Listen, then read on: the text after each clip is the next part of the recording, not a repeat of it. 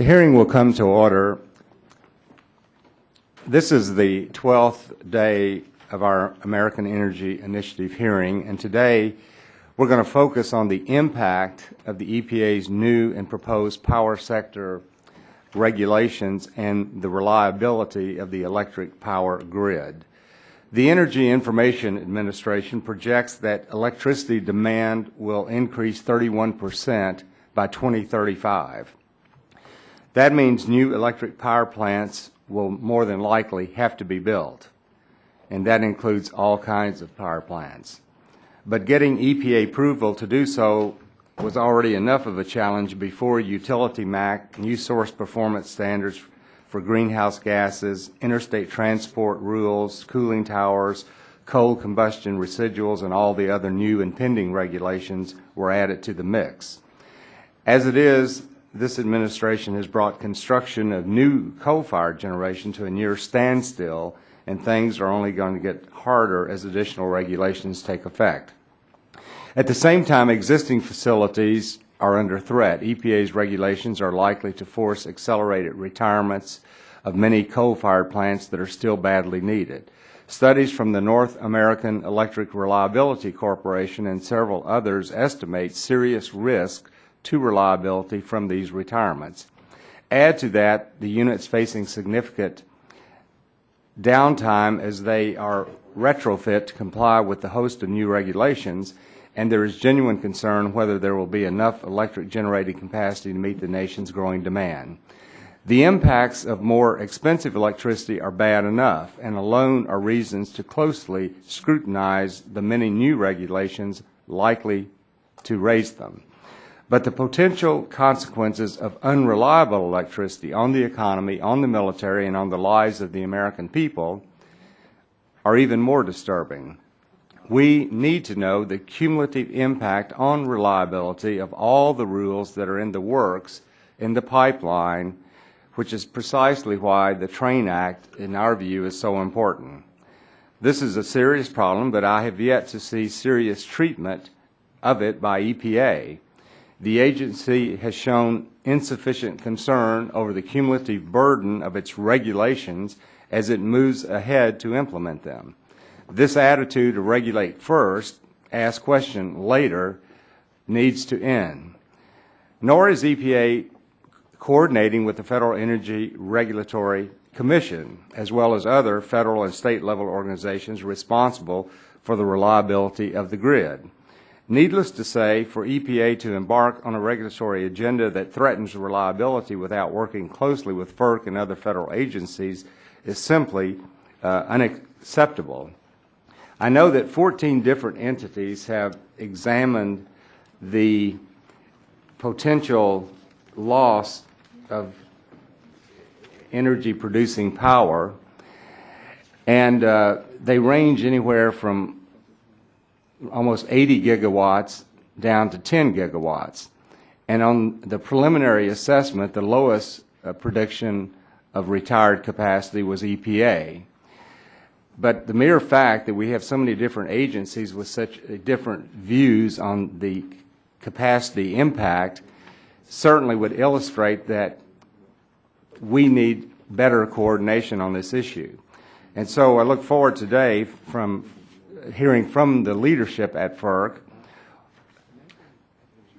who are responsible for reliability on precisely what their views are on this issue and how comfortable they feel in assuring the American people that reliability will not be an issue.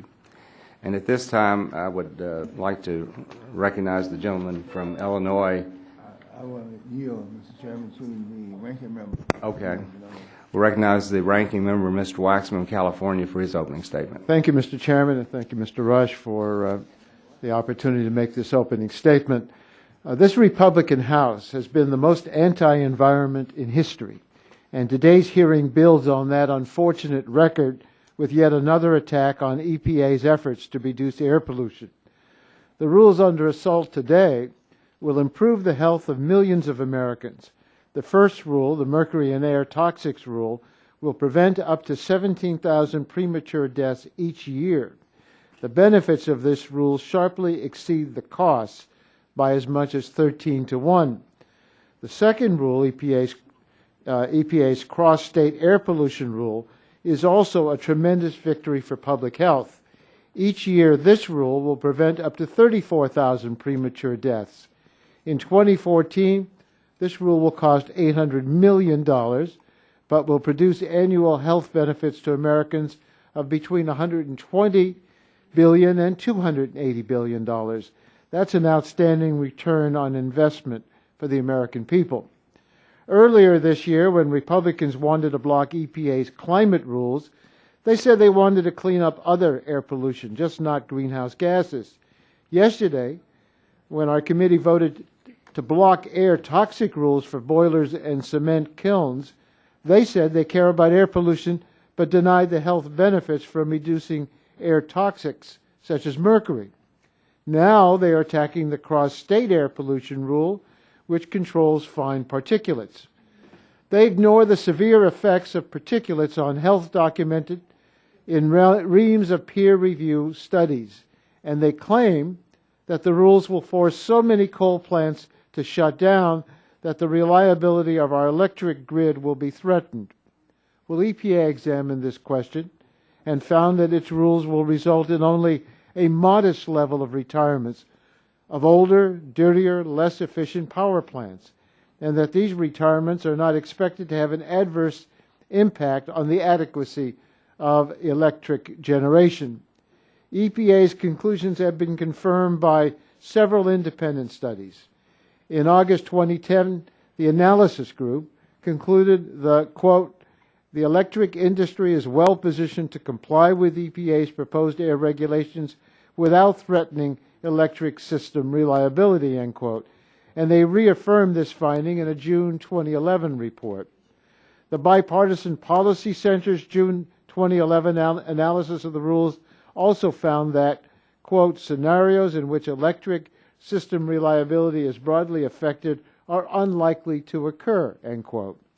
In December 2010 study, Charles River Associates found that, quote, implementing EPA air regulations will not compromise electric system reliability, end quote. The Congressional Research Service and others have also examined the issue. The stack of independent studies agree on the key points. First, there is currently a substantial amount of excess generation capacity from natural gas plants built during the last decade. The analysis group found that the electric sector is expected to have over 100 gigawatts of surplus capacity in 2013. That's much more capacity than anyone has suggested might retire as a result of EPA's rules. Second, the electric industry has a proven track record of rapidly installing large amounts of new capacity when it's needed. From 2000 to 2003, utilities added over 200 gigawatts of new capacity, and energy efficiency can often reduce the amount of needed generation even faster. Third, the potential retirements of old, small, inefficient, less used coal plants that lack pollution controls. On average, these units are 55 years old. According to CRS, the main threat to these plants is cheap natural gas. Regardless of EPA's rules, these old plants are being replaced by more efficient natural gas plants. Today we'll hear a lot about an informal assessment by FERC's staff that 81 gigawatts of generation are likely to close as a result of EPA's rules. Citing this assessment is a mistake, as we will hear today from FERC's chairman. This assessment was based on inaccurate assumptions and inadequate data, and it is out of date. It does not reflect the final EPA rules, as FERC has acknowledged. The NERC and industry studies are also based on inaccurate assumptions of what EPA rules would require. The results are unreliable because they assumed standards far more burdensome than those EPA adopted. The reliability of the electric grid is a serious topic, and it should not be used as an unfounded excuse to block important public health protections. Thank you, Mr. Chairman. Thank you. This time I recognize the gentleman from Texas, Mr. Olson, for his opening statement. Thank you, Mr. Chairman. Thank you for your leadership in hosting the 12th hearing of the American Energy Initiative. When the Obama administration's Environmental Protection Agency blindsided Texas by including it in its cross-state pollution rule at the last minute, Texas utility companies warned that the decision would lead to a shortage of electricity, layoffs, and higher energy prices. That was over 2 months ago. The EPA went full steam ahead with its rulemaking, despite these concerns, and now we've learned that Luminant, the largest power generator in Texas, will close Texas lignite mines, idle 2 power plants, and lay off 500 people. Luminant is one of the latest victims of an agency that is out of control. I hear it from my constituents, other members of Congress, and even President Obama himself when he withdrew a poorly drafted EPA ozone rule that was bad for the economy. Today we hear from public utility commissioners and independent system operators. They are not here to make a political statement. They're here to tell us that there is no realistic way to even partially mitigate the substantial losses of available operating capacity that will result from this rule. Hopefully, members on both sides will heed their message and work together to find a more sensible solution. I thank you and yield to my colleague from Texas, the Chairman Emeritus, Mr. Barton. Thank you, Mr. Olson. I want to welcome the FERC commissioners here. I think it's been a while since we've had all 5 of you, so glad to have you. It was interesting to me listening to Ranking Member Waxman. His assessment seems to be that we just overreact to all these EPA rules, that they're really not going to have much of an impact, and we just need to hug each other and things will work out. Well, you folks are an independent agency, and EPA says all their rules might require 10 megawatt retirement. You say, I think they say 10. You say 131. Well, that's what? That's quite a difference. Even if you split the difference, it's still approximately 70 megawatts. That's a lot of power. As my friend Mr. Olson just pointed out, this cross-state air transport rule that the EPA popped on us a month or so ago is going to cost a minimum of 500 jobs in my district, probably another 2,000 jobs that are directly impacted. And EPA's reaction to that was the company that announced the layoffs yesterday just doesn't understand. Well, my good friends at the FERC, today we want to hear your honest assessment, whatever it is, pro or con. This subcommittee wants the facts. You're all appointed by the President, and your job is to give the best assessment as you can. We need to build a lot of power plants in this country in the next 10 years.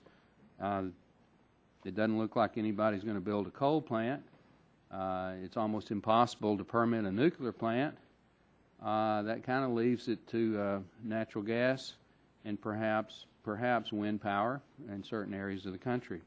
So, Mr. Chairman, I'll put my formal statement in the record, but I'm delighted to have the FERC commissioners here and the panelists that are going to follow them, and I look forward to an interesting hearing. Would the gentleman from Texas who originally had the time, Mr. Olson? Yield to the Okay. gentleman from Would you yield? If I'm allowed to. Thank you. I also want to just welcome the commissioners. And having the EPA make a determination of the reliability of the generating capacity of this country and the transmission grid is like asking you to make an analysis of nitrous oxide emissions, or asking you to make a Safe Drinking Water Act. We look forward to your analysis. I would let Chairman Waxman know that it's not only your own analysis, and I'll have this up on the screen when we go to questions, but it's FERC is at 70 for moderate restrictions, Barnstein Associates 65 gigawatts. EPA is the lowest analysis of the loss of power than any either industry selected or non-industry selected evaluation of this. This is critical for the cost of energy and jobs in this country, and I agree with Mr. Barton that we really need your forthright and honest testimony of the effect it's going to have on our consumers and jobs in this country. Gentleman's time has expired. At this time, recognize the gentleman from Illinois, Mr. Rush, for his 5-minute opening statement. I want to thank you, Mr. Chairman, and I want to thank all the commissioners as well as the other expert witnesses for appearing before this subcommittee today.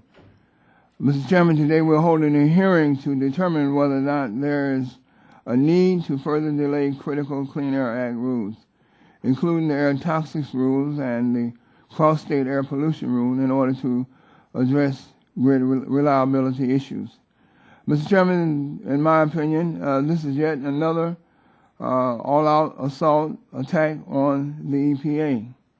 It is, as I might borrow my friend from Illinois' phraseology, yet another Republican jihad assault on the EPA. When will it end? I guess not until after the elections in November of 2012. There has been much debate and widely divergent estimates over grid reliability issues stemming from the number of power plants that would need to be retired once these rules go into effect. As a matter of fact, some early reports speculated that a large number of power plants, up to 80 gigawatts or more, may be retired as a result of EPA's regulations. However, Mr. Chairman, it must not go unsaid that these reports were based on the worst case scenarios and the erroneous assumptions about what EPA might propose. More recent independent reports, which look at what EPA actually proposed, including the Bipartisan Policy Center's study entitled Environmental Regulations and Electric System Reliability, project only 15 to 18 gigawatts of incremental coal plant retirements by 2015. This represents less than 6% of total coal-fired capacity and less than 2% of total generating capacity. Additionally, many independent studies predict that these rules, including the air toxics rules and the cross-state air pollution rule, will not threaten the economic health of the nation, but instead will in fact stimulate job growth while protecting the public health. Under these new EPA air regulations, a small percentage of the oldest power plants will need to install pollution control equipment to continue operations. The capital investments in pollution controls and new generation will create an estimated 1.46 million jobs, or an average of 290,000 year-round jobs between 2010 and 2010. Job stimulation, in any way you want to look at it. Due to abundant, low-price domestic natural gas supplies and regular electricity demand, some electricity generators may elect to retire the old, inefficient plants rather than invest capital to install pollution controls. It's not a bad thing. It's a good thing. A new report from PJM Interconnection, the nation's largest transmission operator, says system reliability is not threatened by coal-fired power plant retirements spurred by new EPA rules, despite the coal industry's claims that the impacts could be severe. I have, Mr. Chairman, and I want to insert in the record a letter from Dynegy for a Houston-based coal-fired power company which supplies the Midwest independent systems operator in Illinois and who is supportive of the EPA's rule. Without objection. The Congressional Research Service found no evidence of the majority's predicted train wreck, but instead found that the primary impacts that the EPA rules will be on the coal-fired plants more than 40 years old that have not installed pollution controls. Many of these plants are inefficient and they should be replaced, and they are being replaced regardless of EPA's rules. Additionally, a Charles River Association report concluded that the electric system reliability can be maintained while improving public health through coal to gas conversion, new gas-fired generation, expansion of load management programs, and established market and regulatory safeguards. So, Mr. Chairman, I join with you and the rest of the Republican jihadists. I am very eager to hear the testimony from the FERC commissioners, as well as other witnesses here today, over whether the industry, the EPA, and other federal and state agencies have taken practical steps to plan for the implementation of these rules and have adopted approaches to ensure the electricity industry can comply without threatening electric system reliability. Mr. Chairman, I thank you, and I yield back the balance of my time. All of it. At this time, before we go to the testimony, I would like to recognize Mr. Gardner for the purpose of requesting, putting into the record some documentation. Thank you, Mr. Chairman, and I would ask that a letter from Tim Scott regarding this hearing be submitted to the record. Do you unanimous consent? Without objection. Thank you. At this time, I also want to welcome the FERC commissioners. We appreciate very much your taking time to be here. We're sorry for the delay this morning. We have with us today the chairman of the Energy Regulatory Commission, the Honorable John Wellinghoff, also Commissioner Philip Moeller, Mark Spitzer, John Norris, and Cheryl LaFleur. And at this time, Chairman Wellinghoff will recognize you for your 5-minute opening statement, and then we'll just go down the line. Thank you. Thank you, Mr. Chairman and members of the committee. Appreciate the opportunity to be here and testify before you today.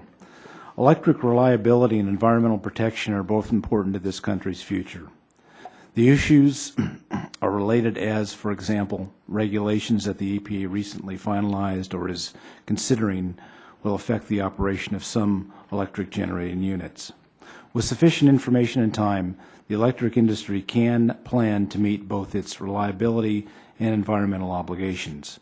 Most notably, existing planning authorities with developed modeling capabilities have or could obtain all the necessary data and tools to analyze the potential local and regional reliability impacts stemming from the EPA regulations. These planning authorities provide the appropriate forums for addressing this issue. Some are already taking steps to account for implementation of these EPA regulations. For planning authorities to conduct these analyses, they need early notice of retirements to accurately identify and address reliability issues. The Commission also has a role to play with respect to electric reliability. In general, the Commission has used its existing authority in the past to protect reliability. To this end, the Commission has overseen the establishment of mandatory and enforceable standards that protect the reliability of the bulk power system. Looking forward, the Commission does and will, for example, review studies to determine the changes that occur due to changes in mix and location of resources in a region, as well as planning-related proposals that account for implementation of these EPA regulations. The Commission also can and will share our staff's expertise with the EPA when appropriate.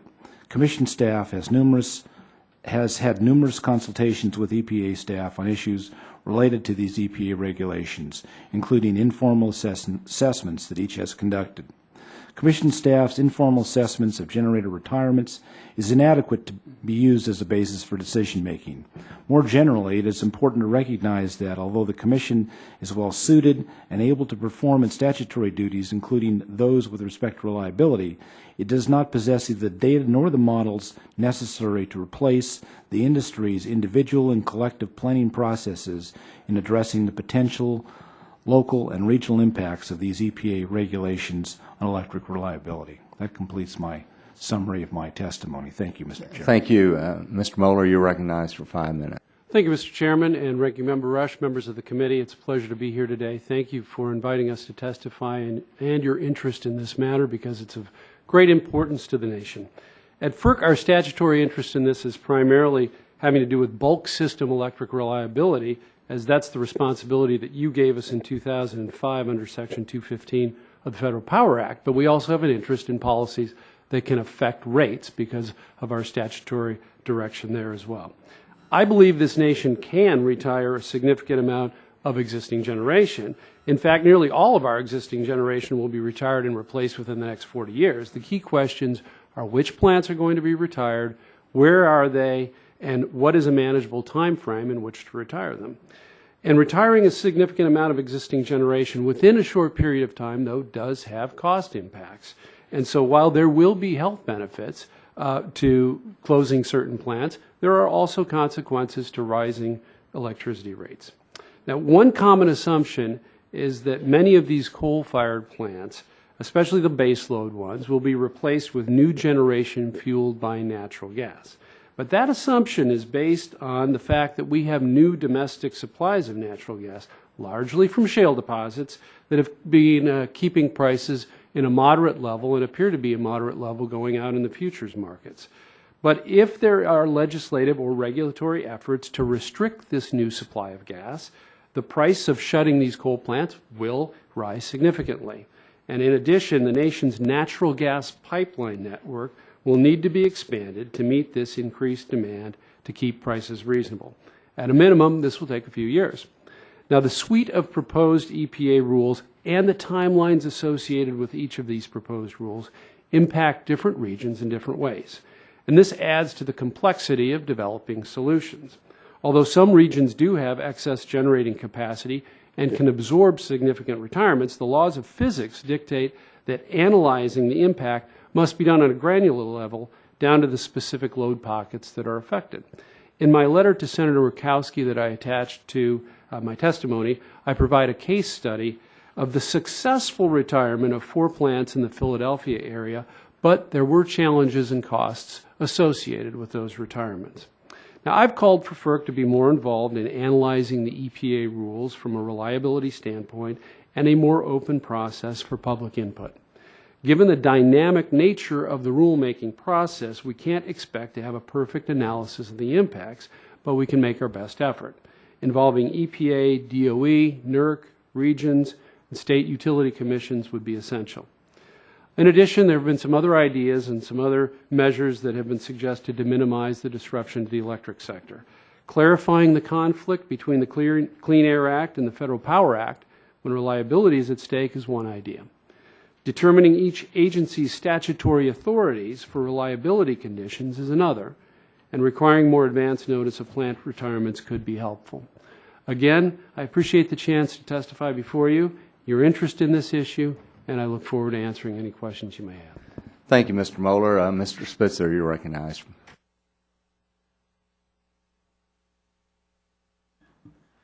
My name is Mark Spitzer, and I am a member of the Federal Energy Regulatory Commission. I thank you for the opportunity to appear before you today to discuss my views on the potential impacts of the Environmental Protection Agency's new and proposed power sector regulations on electric reliability.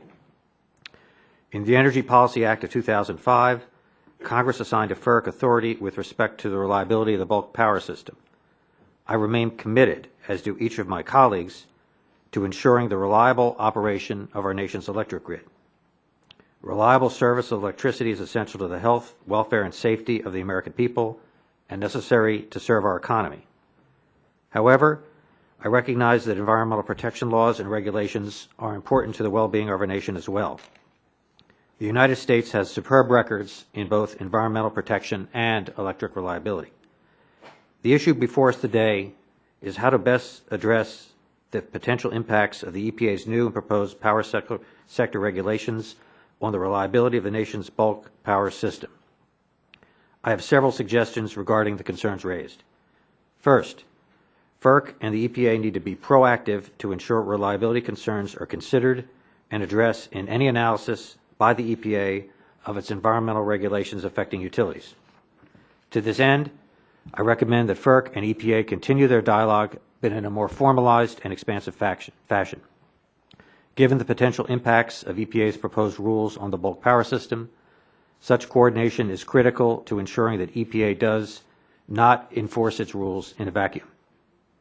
Second, the electric industry recognizes its obligation to comply with both environmental regulations as well as FERC-approved reliability standards and to plan their systems to reliably serve customers while complying with environmental requirements. It is the regulated entity, whether an individual utility or an independent system operator, regional transmission organization, with better knowledge of its operations, needs, and requirements, that is in the best position to determine through its planning process how it will meet the various regulatory requirements that it faces. Decisions as to whether a unit is retired or retrofitted are typically made at the local or state level, and state utility regulators generally play a significant role in resource adequacy decisions as well as compliance with EPA's proposed regulations. My concern is that regulated entities must have adequate time to plan their systems to comply with the rules that the EPA promulgates and with the FERC-approved reliability standards. Inadequate time to comply with the EPA's proposed regulations may result in users, owners, and operators of the bulk power system being compelled by their government to choose between compliance with environmental laws or with FERC-approved reliability standards, and then face a penalty from one of these agencies. Regulated entities should not be put in a position of having to elect which agency's penalty they would rather face. Requiring public utilities to make such a Hobson's choice does not serve consumers and, frankly, is not good government. As an example of one way to address this timing concern, in comments to the EPA, certain of the ISO RTOs propose a reliability safety valve that would permit a case-specific extension of time for compliance by a retiring generator needed to implement reliability solutions to replace the resource. I suspect it will be the rare situation when a regulated entity finds itself, after having adequate time for planning, in a position of having to choose between compliance with one regulator's rules over another's. It should be the duty of the regulators to work together and with the regulated entity to find a resolution that best assures reliable operation of the electric grid and compliance with environmental standards without violation of either regulator's rules. Mr. Chairman, I thank you for the opportunity to provide my views on these important matters, and I would be pleased to answer your questions. Thank you, Mr. Spitzer. Mr. Norris, you're recognized for 5 minutes. Thank you, Mr. Chairman, Representative Rush, and members of the subcommittee for inviting me here today. My name is John Norris. I'm a commissioner with the Federal Energy Regulatory Commission. As I stated in my written testimony submitted for today's hearing, I am sufficiently satisfied that the reliability of the electric grid can be adequately maintained as compliance with EPA's regulations is achieved. Why do I say sufficiently? Because frankly, I don't think we can ever be totally satisfied, as situations occur every day that impact the reliability of the electric grid. I believe the key is to be vigilant in protecting the grid from a myriad of vulnerabilities while being cognizant of the costs while maintaining a reliable grid, and being able to promptly address new and emerging threats to reliability. Nearly every decision involving reliability involves choices. Choices between competing variables like cost, like level of reliability, environmental protections, and more. The situation we face with the EPA rules is no different. That's why we have tools developed for meeting reliability and electricity supply challenges. Some of my colleagues have already cited the tool that you gave us with EPACT 05, with the tools regarding reliability standards and the enforcement and penalty provisions that we have to oversee those standards with reliability. That's a tool we have going forward to address reliability concerns. FERC has other tools in place, as does the DOE, as does the EPA, and even the President, to deal with reliability concerns going forward. Specifically, under our jurisdiction at FERC, there are markets in place under our jurisdiction to provide market signals so the upcoming rules and costs associated with them can produce the most effective solutions to meet the resource needs for implementing these rules. These markets have fostered the development of new capacity resources, demand-side resources, new technologies like energy storage and more that currently are meeting our needs and will in the future. I have confidence these same markets will enable us to address the resource needs as a result of the EPA rules. That's not to say there will not be challenges, and we may need to adopt new market rules to deal with situations that arise for specifically addressing what the reaction or the impact of these EPA rules. But that is not a new or a reason to delay the rules. The transmission planning regions and processes under FERC's jurisdiction that we have established with Rule 890, Order 890, and in the recent Order 1000 have put in place tools needed for transmission planning so that resources are there to address these types of challenges. There have been numerous studies conducted regarding the impact of the EPA rules and the impact they may have on resource adequacy and reliability. The biggest takeaway I have from these studies is there is a wide range of potential outcomes, and a wide range is driven by many different scenarios the studies have studied for the many possible rules EPA may determine or may make final. But all of these studies reach the conclusion that there will be adequate resources available. The challenge is, how do we make sure we apply the tools we have, which we do every day, in addressing reliability? The studies also revealed there are a number of factors outside the EPA rules that are changing the makeup of our electric generation today, largely driven by the market and largely driven by low natural gas prices, as multiple studies have indicated. There's a transition occurring. We have a tremendous amount of our generation fleet today. Unfortunately, I like to say, unlike you and I, we can handle being members of AARP, but I'm not sure our electric fleet should be. We have an opportunity in this country to make a more efficient electric generation fleet to serve our needs going forward. This just presents another challenge of how we change that fleet out. But it's happening right today, irrespective of these EPA rules. With the marketplaces we have in place to make this transition most efficiently, and what's already happening in the marketplace with the natural gas and the change out of our generation, this is an opportunity to address health concerns and make our energy system more efficient for a more efficient economy in the future. We should not shy away from it. I don't think another study about potential outcomes or different scenarios will add to our ability to address reliability. We have tools in place today that if we use those tools, we continue to be vigilant, we will be able to accommodate the impact of these EPA regulations. So thank you for the opportunity to share with you today. Thank you. Ms. LaFleur, you're recognized for 5 minutes. Thank you very much, Mr. Chairman, Ranking Member Rush, and members of the subcommittee. I also very much appreciate the opportunity to testify today. My name is Cheryl LaFleur. In July 2010, I was confirmed as a Commissioner of the Federal Energy Regulatory Commission. In my past career, I had the privilege of serving electric and natural gas customers in New England and New York. That experience taught me firsthand how important electric reliability is to real people and real communities. Since joining the Commission a little over a year ago, I've made reliability one of my top priorities. For some time now, we've been hearing about the EPA's proposed air and water regulations and their potential to affect our energy supply. Although not all of the regulations are final, I believe it's important to consider them as a package when assessing their potential effect on reliability. This is because the owner of a power plant will appropriately consider all of its EPA regulations, among other factors, in determining whether it's economically feasible to retrofit or repower a unit, or whether it makes economic sense to retire the unit. Should the owner of a power plant decide to retire a unit because the unit cannot be economically retrofitted to meet the new EPA regulations, it must notify the state and regional planning authorities of its decision. Those authorities must then determine whether there's enough available generation or transmission to allow the unit to retire without affecting reliability, or whether the retirement will create the need for new generation, new transmission, or other resources in order to maintain reliability. Like an owner's decision whether to retrofit or replace a unit, the reliability consequences of a retirement will be dependent on the specific facts of each case, each locality, and each region.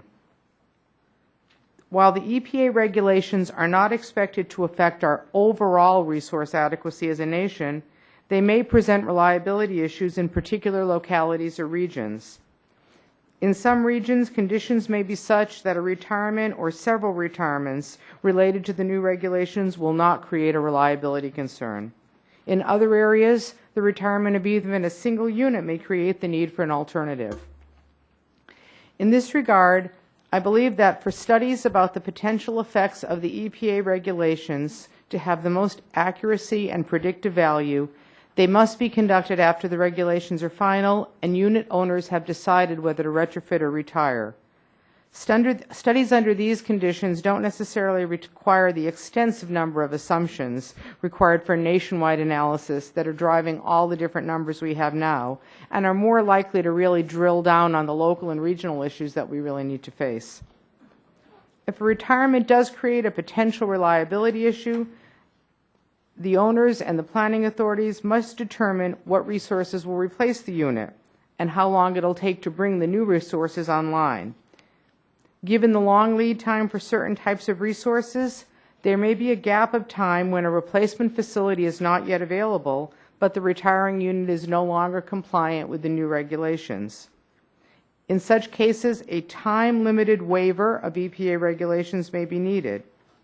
In other cases, a reliability must-run contract under the authority of the Commission may also be needed to allow the power plant to operate within certain discrete parameters for a defined period of time.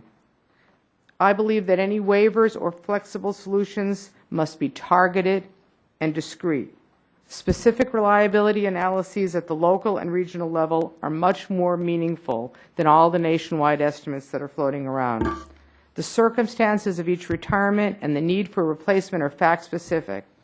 I do not support a blanket delay of EPA regulations, but I will certainly champion specific extensions where needed for reliability. I believe that the EPA should and that the EPA does understand the need to be flexible in specific cases. Because of our jurisdiction over regional transmission, utility rates, and reliability standards, FERC should be actively involved in these issues when they arise. I believe we can play an important role in discussions among regional planners, NERC and the regional reliability entities, utilities, states, and the EPA. I think it would be helpful for FERC to sponsor a workshop or series of workshops that bring together all these stakeholders to discuss the regulations and, as Commissioner Norris said, the tools we have at our disposal to meet them. For example, FERC can examine and approve market rules designed to facilitate reliability and designed to increase the notice that planners get when retirements are happening. I'm confident that we as a nation can ensure that the EPA's proposed air and water regulations do not adversely affect reliability, provided there's coordination and flexibility in their implementation. Thank you. Thank you, and thank all of you for your testimony. Ms. LaFleur, you made the comment that you thought it would be useful to have a workshop and bring in interested parties to maybe better coordinate or look at this issue of reliability in a more comprehensive way. Is that correct? Yes, and to look at the tools to make sure we have all the right tools in our tool chest. Mr. Wellinghoff, do you have any plans to have a workshop like Ms. LaFleur is discussing? I don't have any plans at this point in time. We've had a number of discussions with the planning authorities. They come into FERC all the time and have discussions with them about the tools that they have available to adequately address the EPA proposed regulations. talked to actually David Owens the other day from EEI about this issue of a workshop. He didn't feel that that was something that would be necessary from an industry perspective, so I haven't seen the need for it at this point in time. Are there any other commissioners that believe that a workshop like Ms. LaFleur is talking about would be useful? Mr. Moeller? Well, I've been in favor of it because I think we can get some of these issues out there. We can talk about some of the reliability implications that need to be drilled down, and I can go into more detail if you'd like. Yeah. Mr. Spitzer? Mr. Chairman, I'm certainly respectful of Commissioner LaFleur's effort to get more discussion. My view would be I'd rather have that take place before the rules become final, so that we're not dealing with a done deal that's unable to it makes it more difficult to deal with a final rule as opposed to during the planning process of the promulgation of the rule. Mr. Norris? Thank you. As I said, another meeting, another study with multiple scenarios on the table really doesn't, in my mind, get us anywhere. The analysis should be, do we have the tools available? I believe we have tools available now. Once we know what the rules are, we see what the impact is going to be, and see what the impact is, in fact, in motion, then a workshop would be useful to say, is that tool right, or do we need to change that based on what we're seeing happening in the marketplace, what we're seeing happening with plant retirement decisions? But to have a meeting now would be, in my mind, be like another one of the studies.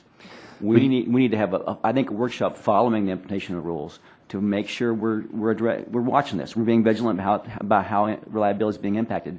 What may be a very productive outcome. Well, you say that you have the tools available, and yet Mr. Wellinghoff in his testimony talked about that he felt like the best entities to really look at reliability, because he said he did not have adequate resources, was the utilities and other entities. But you say you have the tools necessary to look at reliability. I believe that's right, because I think we have tools. We oversee the marketplace in those independent system operators, regional transmission organizations. So if they identify a problem out there, they can come to us, and we can look at market rules and make adjustments. The states have tools through their oversight of generation and their integrated resource planning processes to address situations to occur. I didn't mean to imply that we have the only tools. We have tools. There are multiple tools throughout this situation at DOE, at the EPA, with the possibility for consent decrees. Also, the timeline they've already given to comply with these rules. Mr. Wellinghoff, does FERC intend to update its preliminary assessment in light of the new information and proposals issued by EPA? No. I noticed back in October the FERC staff was recommending that conduct additional reliability studies. I'm sorry. What are you referring to, Mr. Chairman? In October, the Office of Electric Reliability at FERC said that the staff will continue to conduct reliability studies relating to this issue. But from your perspective, there's no need for additional assessment, I take it? No specific assessment. Those studies would relate to the interface between EPA and the planning regions, and those studies would, in fact, look at the assurances that there is proper information sharing between the planning authorities that have the tools, and when we talk about the tools that Commissioner Norris was talking about, we have tools as well. Our tools are regulatory tools. The planning authorities are planning modeling tools and actually do drill down and do the discrete analysis that's necessary to really determine what are the mitigation strategies and activities at the planning level to ensure reliability. Those are the tools they have. The tools we have are things like our Order 1000, where in that Order 1000, which we recently issued, we explicitly set forth for the planning authorities the requirement that they look at public policy as part of their planning. That's the tool we have. Let me just ask one other question. I know that in March you all came out with an order relating to demand response, which was supposed to address problems at peak periods. And can all of you say very comfortably that you're really not concerned about reliability, the impact on reliability that the environmental regulations that EPA would have? that particular order on demand response actually was for using demand response in the energy markets as opposed to the capacity markets, which would have been the peak periods. Okay. Mr. Mueller. I'm not exactly sure your question, Mr. Chairman. Actually, I've gone a minute over anyway, so we'll get back to it. Mr. Rush, you're recognized for 5 minutes. I want to thank you, Mr. Chairman. Chairman Willenhoff, recently Senator Murkowski issued a press release stating, and I quote him, the Commission's staff has preliminarily estimated that up to 81 gigawatts of existing generation are, quote, likely or, quote, very likely to be retired as a consequence of new EPA rules. Based on subsequent statements, however, you have clarified that this estimate was way high, and I quote you, because it included significant assumptions about the rules that were ultimately found to be incorrect. Would you please comment on Well, I think your statement? as Mr. Waxman indicated in his opening statement, that back of the envelope analysis was just a preliminary one to set the stage for us to enter into some discussions with EPA to determine the appropriateness of EPA's interaction with the planning authorities to determine ultimately how these rules could impact their planning requirements in each individual region. There was no intent for the use of that particular number to be used in any way for planning. It's not a planning number. It should not be used for planning. It's not appropriate to do that.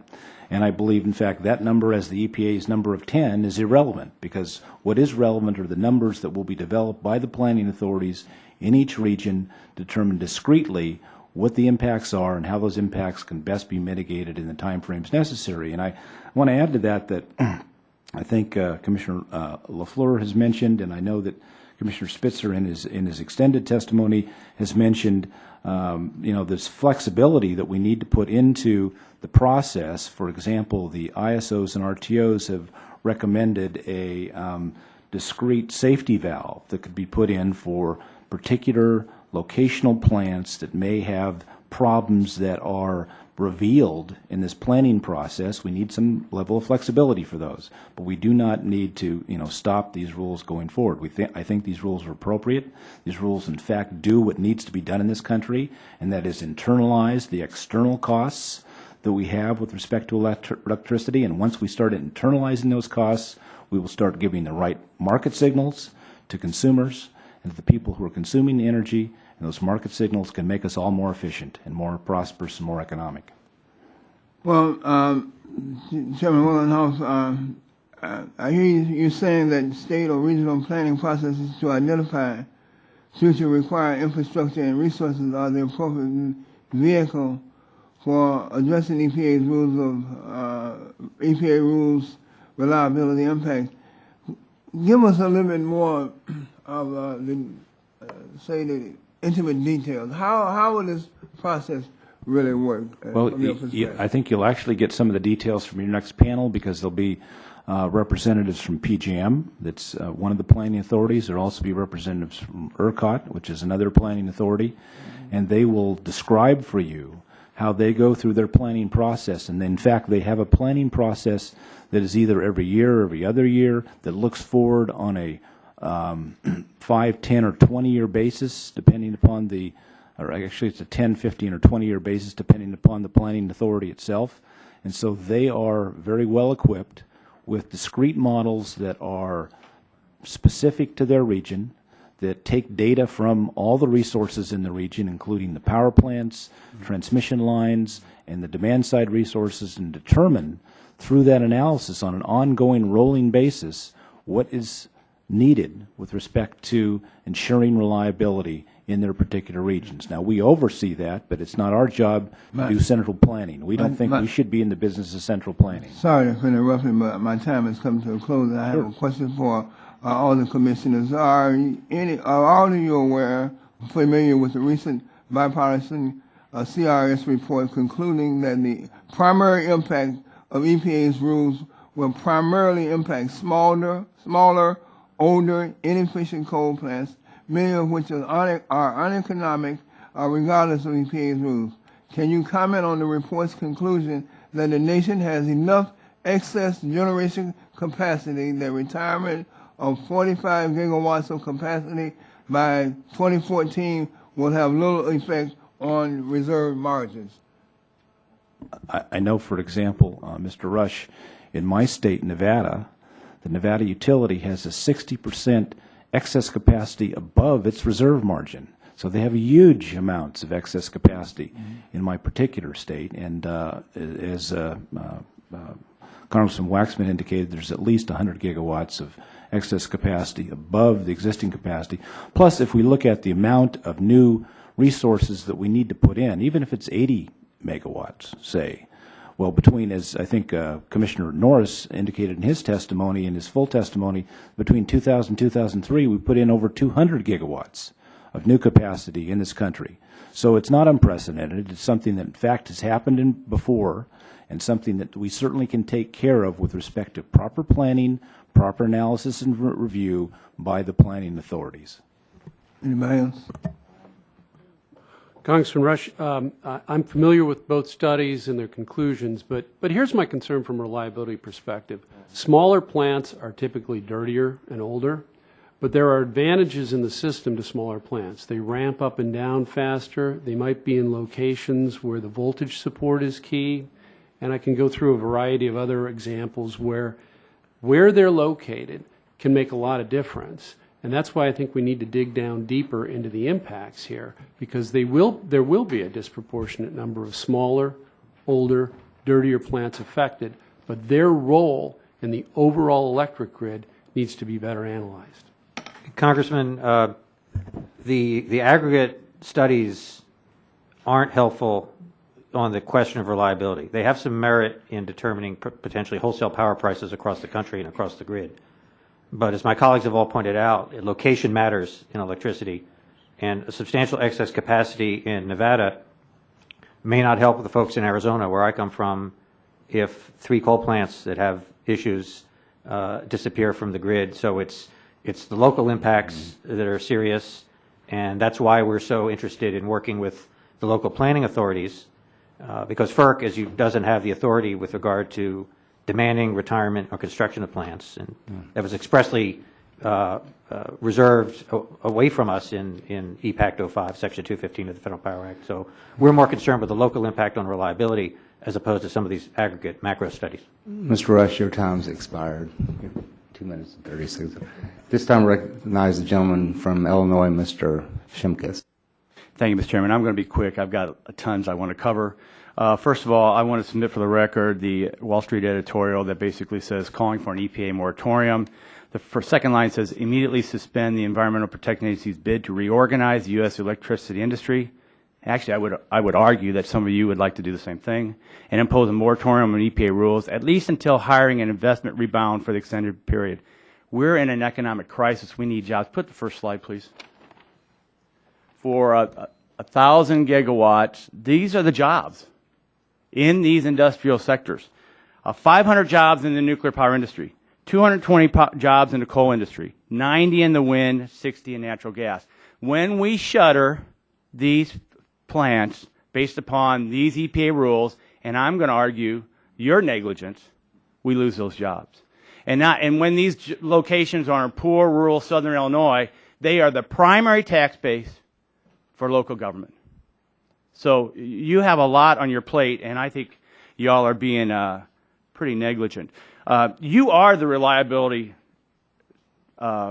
folks, based upon Section 215 of the Power Act, your own mission statement, your Office of Energy Reliability, recent reliability actions that you have taken. Put up the next slide.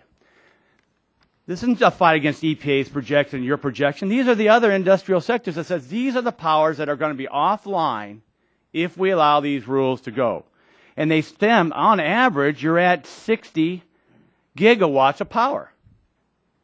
60. EPA is at 10. They're doing the analysis of what the reliability and the production of of the bulk generating plants are. Just give me a break. Chairman, do you still believe, as you were quoted, and I'd like to submit this for the record, that we may never need any more coal or nuclear power in this country? That we can do this all on green, and that will be our baseload production for the future? That particular statement in context was this. I believe that going forward, the resources that we have in this country include wind, solar, geothermal, natural gas. And your statement excuse says me, we may not. Excuse me. Reclaiming my time, Chairman. I just wasn't done. I wasn't done. Chairman, that was only half that's of my fine. answer. I know that's your all you statement. want. That's fine. Chairman, you only want my half time. of my Chairman, answer. it's my You only want time. half of my answer. That's Chairman, fine. I understand who your loyalties lie to, and it's to the environmental left, and it's to Harry Reid and this green agenda that can't produce the power needed for reliability and destroys all those jobs I just put up on the slide. Now, you were stated saying no more coal, no more nuclear. That's fine, but you also have your own staff said you can't have a one-to-one replacement. So that was the question of the chairman. Can you have your own staff says you can't have a one-to-one replacement on power generation solely on green power. Now let me go to the EPA. Where I'm really concerned on the negligence here is the EPA in their rule says, in addition, EPA itself has already begun reaching out to key stakeholders. You all are included in that. This is their rule. You're included. But you're saying, no, we're not going to determine this until after EPA promulgates these rules.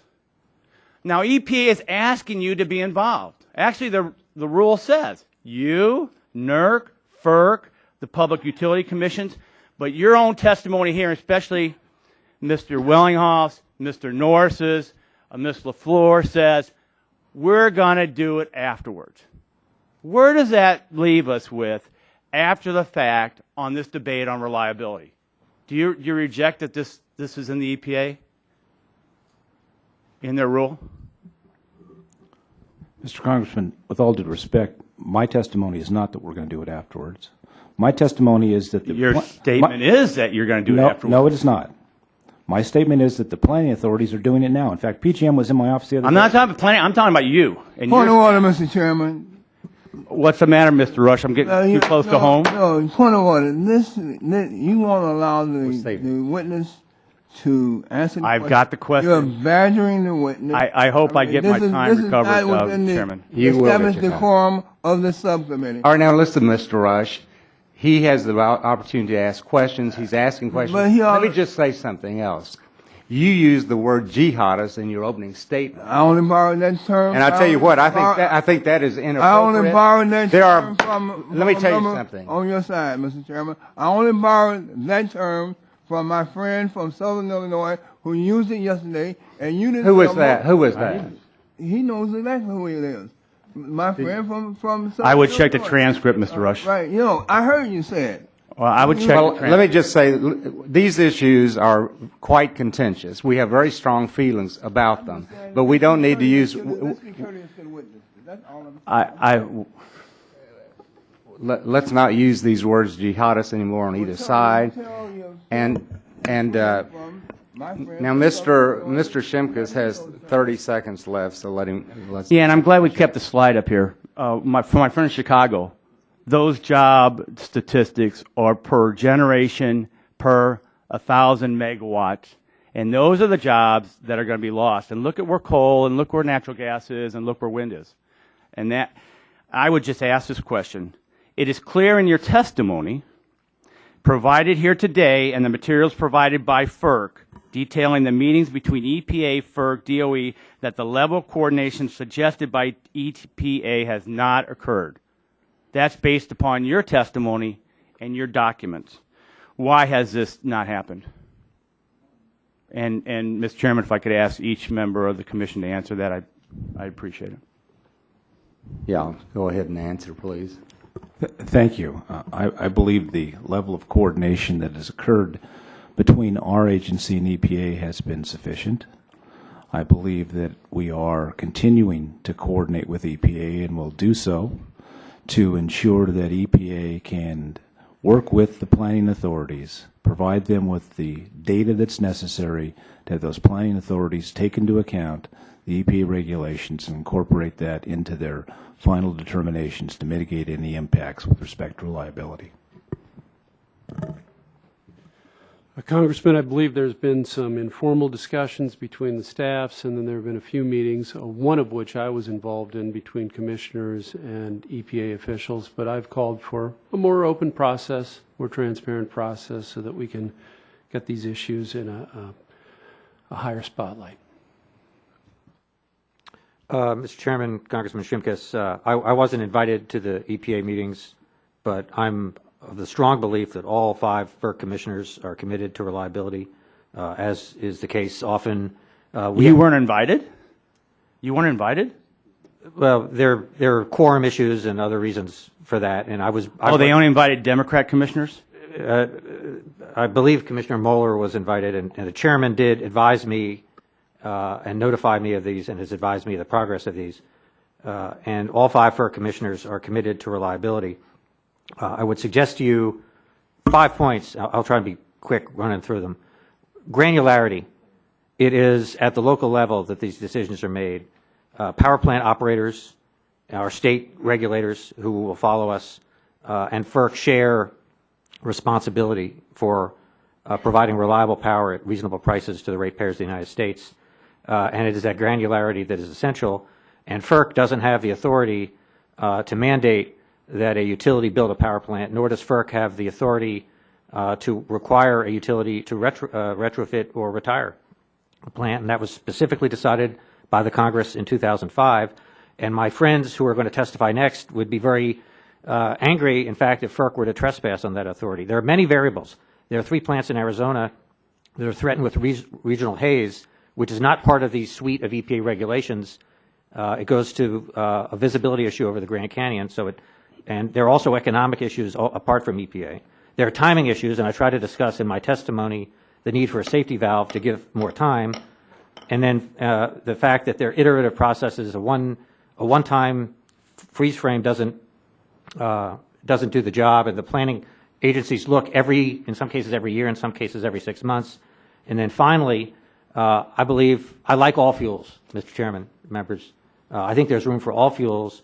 I'd like to see fair and equitable rules so that market forces determine ultimately what power plants get constructed in this country. We've gone 3 minutes over, so I'm going to stop this and recognize Ms. Castor for her 5 minutes questions. Thank you, Mr. Chairman and Ranking Member Rush, and thank you to the witnesses for your testimony today. Opponents of EPA's public health rules raise questions over the potential for the retirements of the old, inefficient coal plants, which I believe raises further questions about the electric industry's ability to address those retirements should they occur.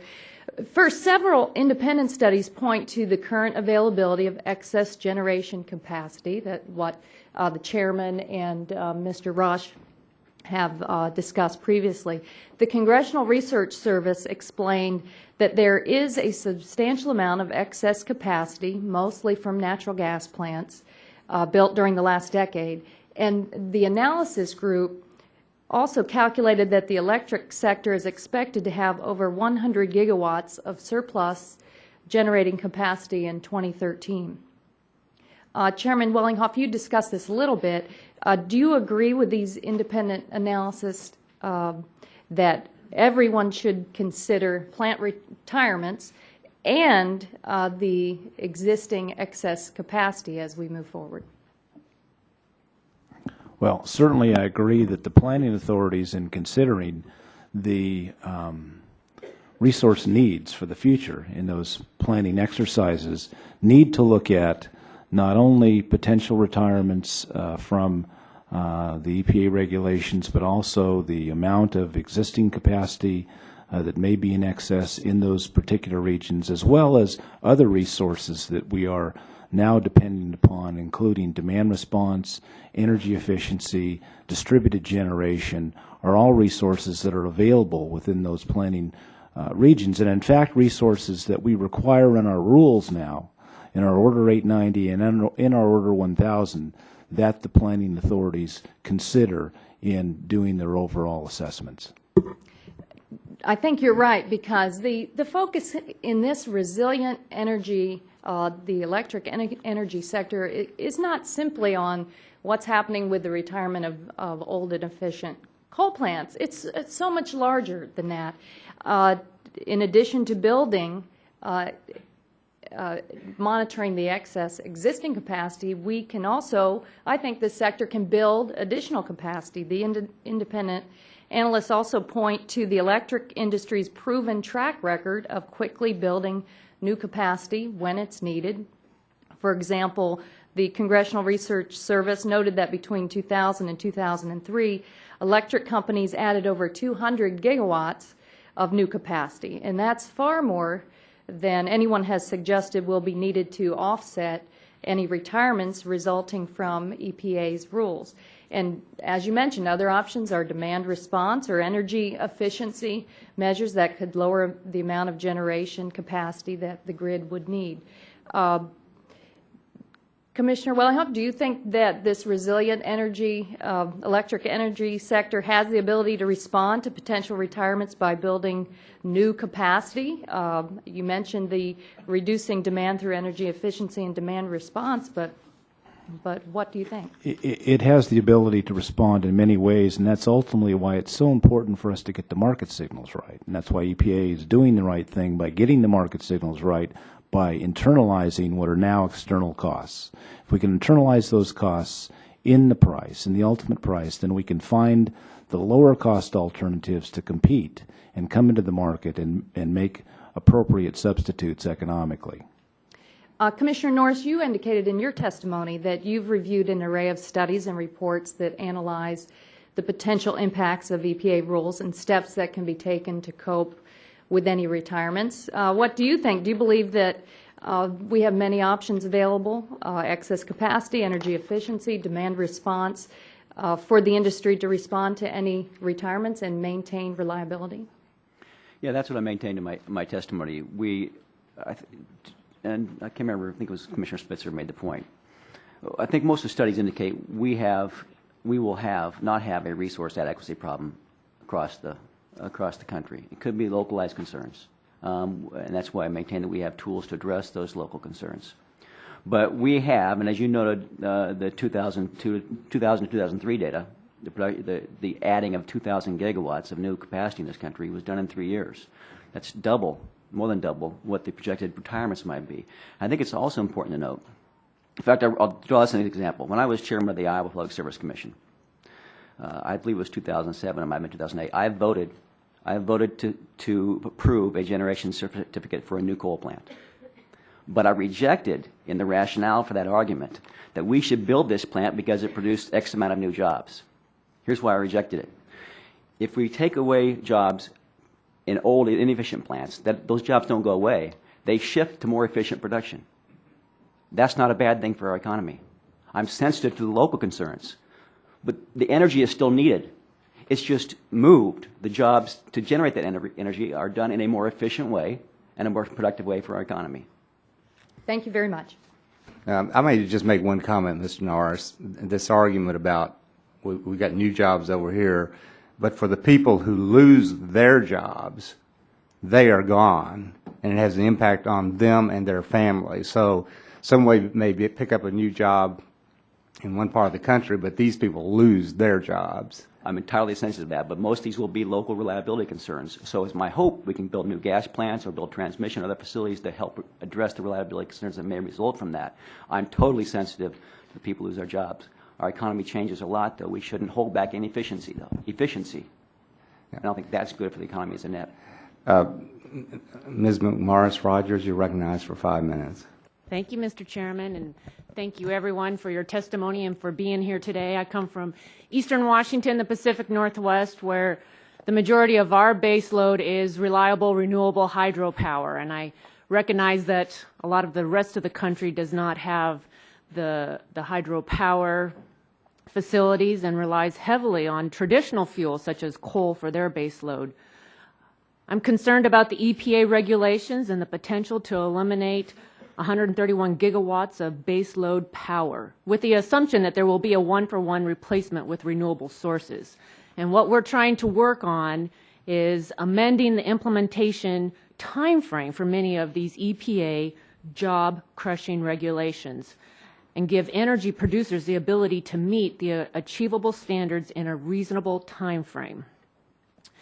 What I'd like to ask, where I'd like to start is with Commissioner Mueller and Commissioner Spitzer. I think back to when I was first elected to Congress in 2004 and the cost of natural gas at that time and the concern that it was going to be going up in cost. And I'd like to just ask, are there reliability concerns associated with becoming over-dependent on natural gas to generate electricity? And what are the advantages to having a diversified source of energy? Thank you, Congresswoman. As Commissioner Spitzer said, and as I said in my written testimony, I'm fuel neutral. I think we need all fuels. I'm a particular believer in hydropower, as you know. And we have to be concerned about becoming dependent on any source of fuel. The key is that 3 years ago, we wouldn't have been having this kind of discussion because natural gas prices were 3 times what they are now. They're down for 2 reasons. To some extent, economic output is down, but we've also had come on the system this incredible resource of domestic shale gas, and that has had worldwide implications. And if you look at the futures markets, which could be wrong, we're looking at a decade or so of moderate natural gas prices. Of course, that can change. But for this gas to take the place of coal and baseload generation, you're making that assumption that it will stay at a moderate price, and we'll also have to expand the pipeline network in this country. And that is not done overnight. It can be done. I think our staff in the Office of Energy Projects does an excellent job of certificating projects in a safe manner, but it takes time. And I think you'll have utilities and other entities testify to that effect. Mr. Chairman, Congressman, natural gas is a wonderful success story for the ratepayers of the United States, and it happened when the market's signals sent price signals and new technology emerged, the horizontal drilling and the fracturing. That was a wonderful technological innovation, but we needed transmission to get the natural gas to the load centers. And FERC, during my tenure, has cited more miles of interstate natural gas pipelines than any time in the history of this country, as well as natural gas storage facilities. So it was a combination of government working to put in infrastructure, steel on the ground, market signals, and technology that created a great resource. I share your concern about over-reliance on one particular fuel.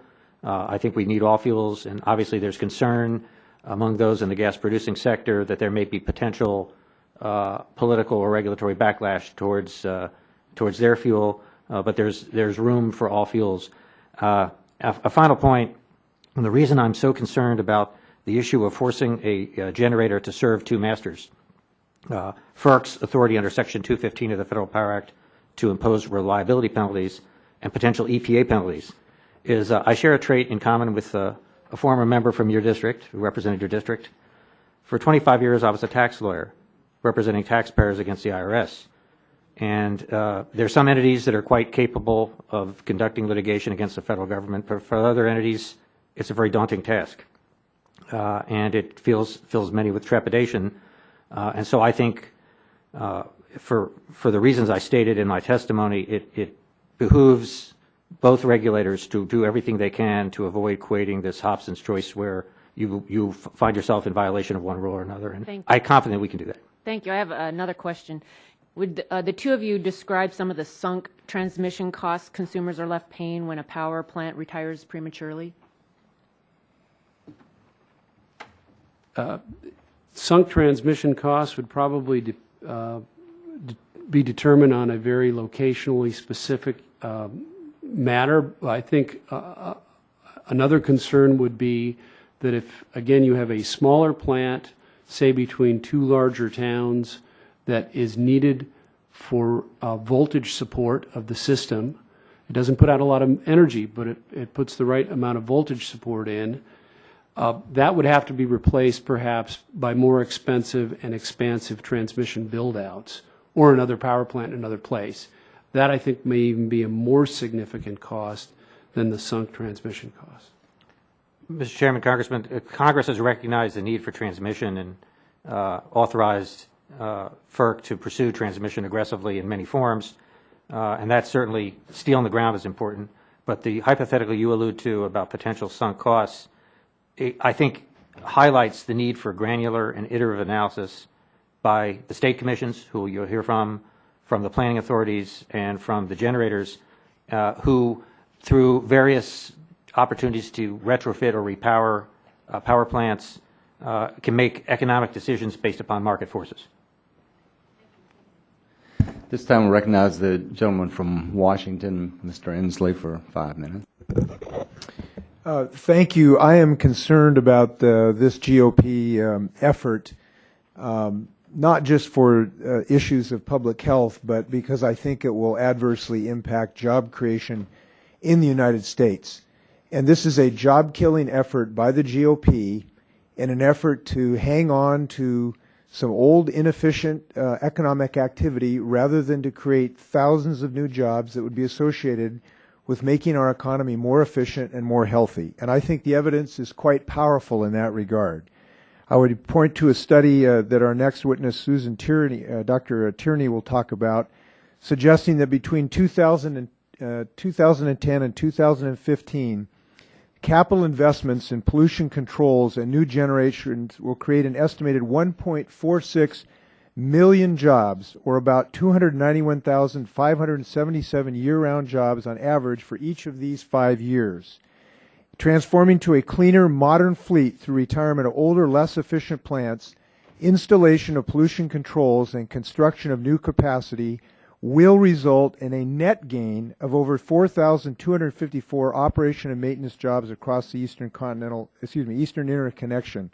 The largest estimated job gains are in Illinois, 122,695, Virginia, 123,014, Tennessee, 113,138, North Carolina, 76,976, and Ohio, 76,240. Every single one of those jobs is at risk because of this wrong-headed, archaic, backward thinking of the GOP to think that we live in a static economy that doesn't create jobs when we go through transition. And this transition to a healthier United States is not just based on breathing or cardiovascular activity. It's based on job creation for thousands of new jobs.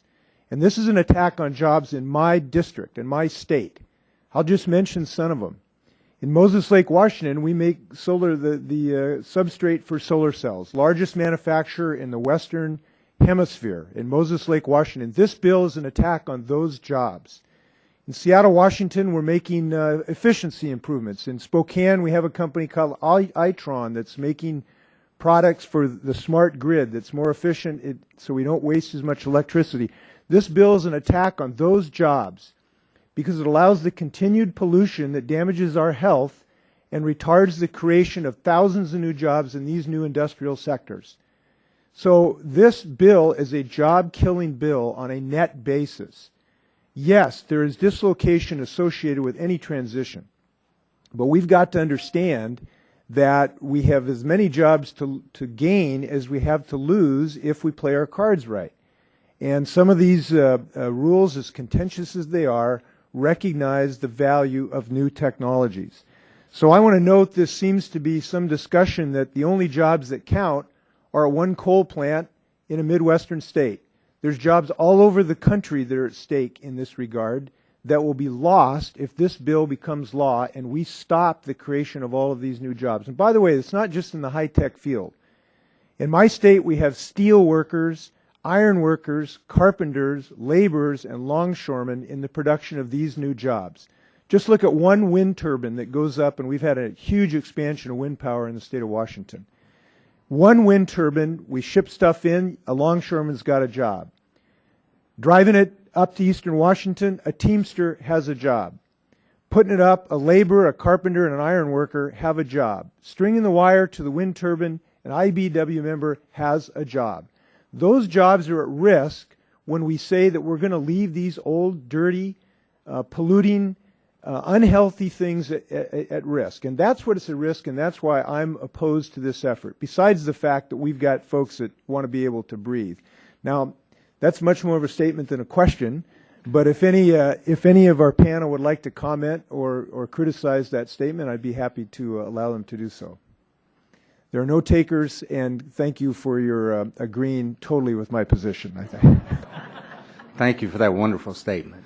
Mr. McKinley, you're recognized for 5 minutes. The congressman sure left the door wide open. Hopefully he'll close it. Yeah, there are just so many things to go on in these 5 minutes. Let me just address that one issue that was just brought up.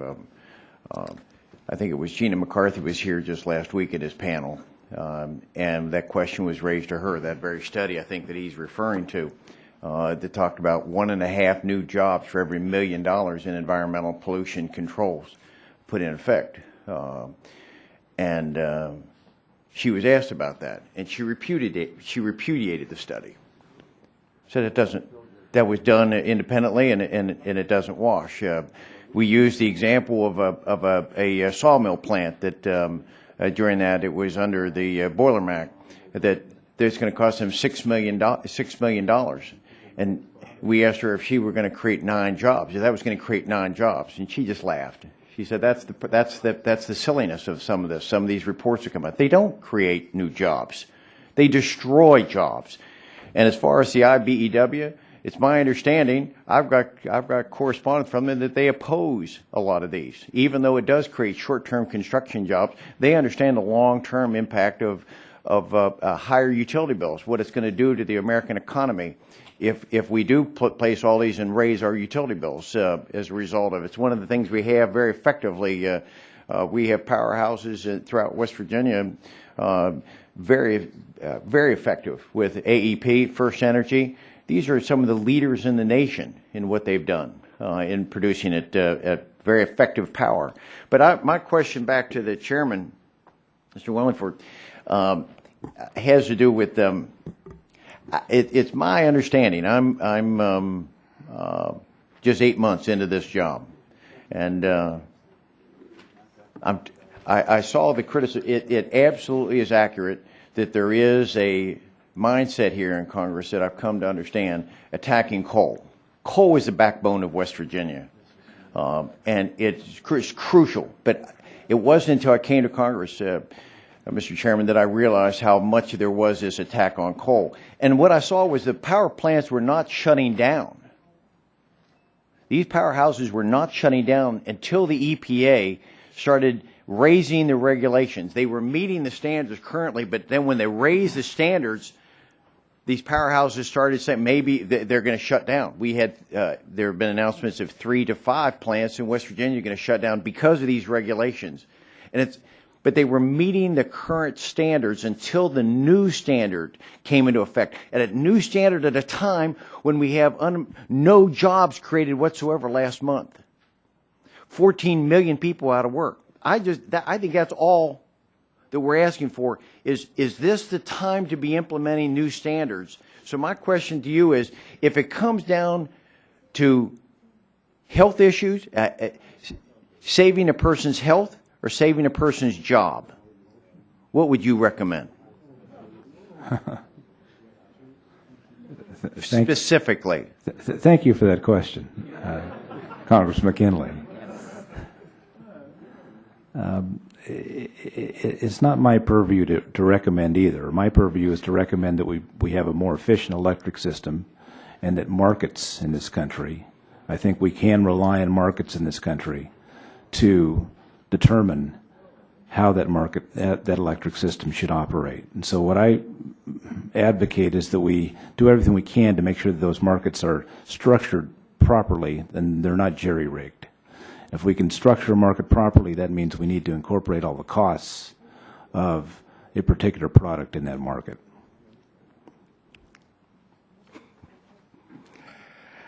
This is about evasive of all the other panels have been when I've asked those questions. But I appreciate it's not your responsibility, but it's something we face. And I'm not in the health industry. I'm not in the coal industry. But it's the job that's been thrown to me is to try to make a decision. You hear the things that we're challenged with, the remarks earlier today that this is a jihad. That kind of incendiary language has no place in this. This is why America is rejecting the discourse here we have in Congress when those kinds of comments are getting made. I don't want us to be portrayed as being pro-pollution, that I'm polluting the water, I'm putting mercury into the water and the air, that I'm trying to kill children, I'm trying. I want to have an open dialogue where we can have these kinds of discussions, because that's the decision we have to make. Is not emotional but scientific based. I happen to be an engineer in Congress, and I hope we can use our science to make these decisions rather than emotion. Thank you very much for your testimony. Thank you. Thank you. At this time, I recognize the gentleman from California, Mr. Waxman. Thank you, Mr. Chairman, and I want to thank Mr. McKinley for his last comments. I fully agree with them, and I look forward to working with him to reduce some of the rhetoric and see if we can work together. Chairman Wellinghoff, some members of the committee and several of the witnesses in their written testimony are citing the FERC staff's informal assessment of the potential impacts of EPA rules as evidence that 81 gigawatts of coal generation is likely or very likely to retire. It's important for members to understand what the FERC staff was trying to do, how they did it, and the serious limitations of the informal assessment. The FERC staff who worked on this informal assessment briefed the committee staff. They told our staff that the informal assessment was intended as a back-of-the-envelope calculation to produce a ballpark estimate of potential retirements that could result from EPA's rules. They said it was never intended as information for the FERC commissioners or to be relied on for decision-making. Chairman Wellinghoff, does this description match your understanding? It does, and I actually mentioned earlier that number should in no way be used as a planning number. The planning determinations will be those that will be ultimately done by the planning authorities, and so all the range of numbers that we have thrown out here and floating around out here are really irrelevant. What's really relevant is the actual work that each planning authority will do, and you'll hear from a couple of them in the next panel. The actual work that the planning authorities will do, and they do on an ongoing basis. It's not that they're going to start it all of a sudden because the EPA has done this. They've been doing it for years and years and years. We've now put in place some rules that actually require them to incorporate into those planning activities considerations of things like federal and state regulations that in fact could impact their planning. Mm-hmm. So, and many of them have been doing it already despite our rules, but we wanted to make sure that there was something that was actually being done. And so we've given them that tool, and they're now, I expect fully that they will use it. So I appreciate your putting that in perspective. The FERC staff started this project in the summer of 2010 before EPA had proposed or finalized certain rules. So the FERC staff made assumptions about what the EPA rules would require. Chairman Wellinghoff, did these assumptions turn out to be accurate? No, they weren't accurate. Okay. For example, FERC staff assumed that EPA would require closed-loop cooling systems under one rule, but EPA's proposed rule did not require this approach. FERC staff explained how they actually did their assessment. They relied on publicly available information about existing coal plants. They came up with factors they thought could affect the cost of compliance at these plants and then assigned those factors subjective weights.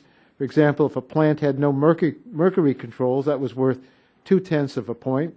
If it was an anti-coal state, whatever that means, it got another 0.1 of a point. The FERC staff told our staff that this weighting was, quote, completely arbitrary, end quote. Then the staff added up all of the weighted factors that apply to a plant and placed the plant in a category such as very likely or unlikely to retire.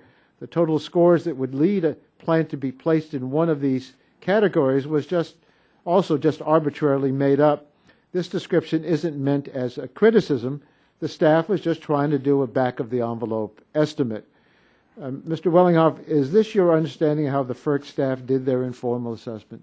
They did, and I do want to make clear it had nothing to do with the level of competency of my staff. They used the information that they had at the time to do a very informal assessment, to start discussions with EPA, so then EPA could be better informed about who they needed to talk to in more specificity, that is the planning authorities, with respect to the potential impacts of what they were doing. Mm-hmm. The first time they did this assessment in July 2010, the estimate was that 81 gigawatts of coal generation were likely or very likely to retire. But as the staff obtained more information about what EPA's rules actually required, later calculations produced lower estimates. In October 2010, the estimate was down to 72 gigawatts. By early 2011, the estimate had dropped to between 54 and 59 gigawatts of likely or very likely retirements. Isn't that right, Mr. Wellington? That's correct. Actually, the February 2011 range is 54 to 59 gigawatts. Again, these are... Let me just, because I'm running out of time. Even for these lower estimates, there was no estimated time frame for retirements. FERC staff never examined how the industry could compensate for any retirements with new generation capacity, retrofits, demand response, or energy efficiency measures. To make sure everyone is clear on this point, is the FERC staff informal assessment something that members of the committee or witnesses should be relying on or citing when assessing the potential impacts of EPA's rules? No. Thank you very much, Mr. Chairman. This time recognize the gentleman from Texas, Mr. Barton, for 5 minutes. Thank you. I was hoping in my absence, Mr. Chairman, that y'all worked all this out. It's been very pleasant. Somewhat surprised. But there's still hope. There's still hope. My first question to the distinguished chairman of FERC is that several times in answer to questions, you have used the term that irrelevant. Do you consider the FERC staff to be irrelevant? No, sir, I don't. Okay. Do you assume that to be honest, hardworking professionals who, when asked to do something, give it their best effort? Yes, sir, I do. Okay. I agree with you that, to my knowledge, the FERC staff is hardworking and very professional. In fact, I would say of all the agencies we deal with, the FERC staff is probably the least politically motivated or impacted. They tend to be very straightforward and professional in my assessment. Anyway, are you aware that we've got a list of 14 different organizations that have looked at the impact of the EPA's rules on the power market, and 12 of the 14 are basically in the general range of the FERC staff assessment. Are you aware of that? Yes, and again, I'd indicate that those assessments are irrelevant as well, and I'm not saying that there's anything... there's no assessment that's relevant? There is one, yes. The assessments that will be done by the individual planning authorities, like ERCOT in your state, for example, PJM, the other RTOs, and the planning authorities, those assessments that the planning authorities conduct are ones that in fact will be most informed at a local level based upon actual data with respect to actual specific resource requirements and resource needs and resource availability within those regions. Those are the critical... I would respectfully interrupt you, Mr. Chairman. Certainly. Respectfully disagree with you that I think for whatever reason, these groups that have looked at this issue are trying to give it their best estimate, if that's the right term, and I think they are relevant. I think it's odd, to be as mild as possible, that EPA consistently underestimates the impact of their rules. And, you know, I took probability in college, and I would say the probability is that EPA is going to be the most off in terms of realistically estimating what their impact is of all the groups, because they have a bias against realistically evaluating their rules. And just in one of the rules that they proposed last year, their analysis, they admitted eventually was only off by a factor of 1,000. which is pretty off. I want to ask Mr. Moeller, Commissioner Moeller, if you share the chairman's assessment about the irrelevancy of these estimates. Well, I think the estimates are all informative, but I probably share his opinion that what really matters is how they impact operations and reliability at the local level, because of the specifics of load pockets and the physics of electricity flow. And I actually thought the FERC staff study was pretty good, because it went into a lot of the variable factors. It was an estimate. It was done what they knew at the time. Things have changed, but I commend our staff for what I thought was a very good document. I've only got about a minute. My last question, again back to our distinguished chairman. You state in the letter that you think your organization lacks the data and the tools to fully assess the reliability impact of EPA regulation.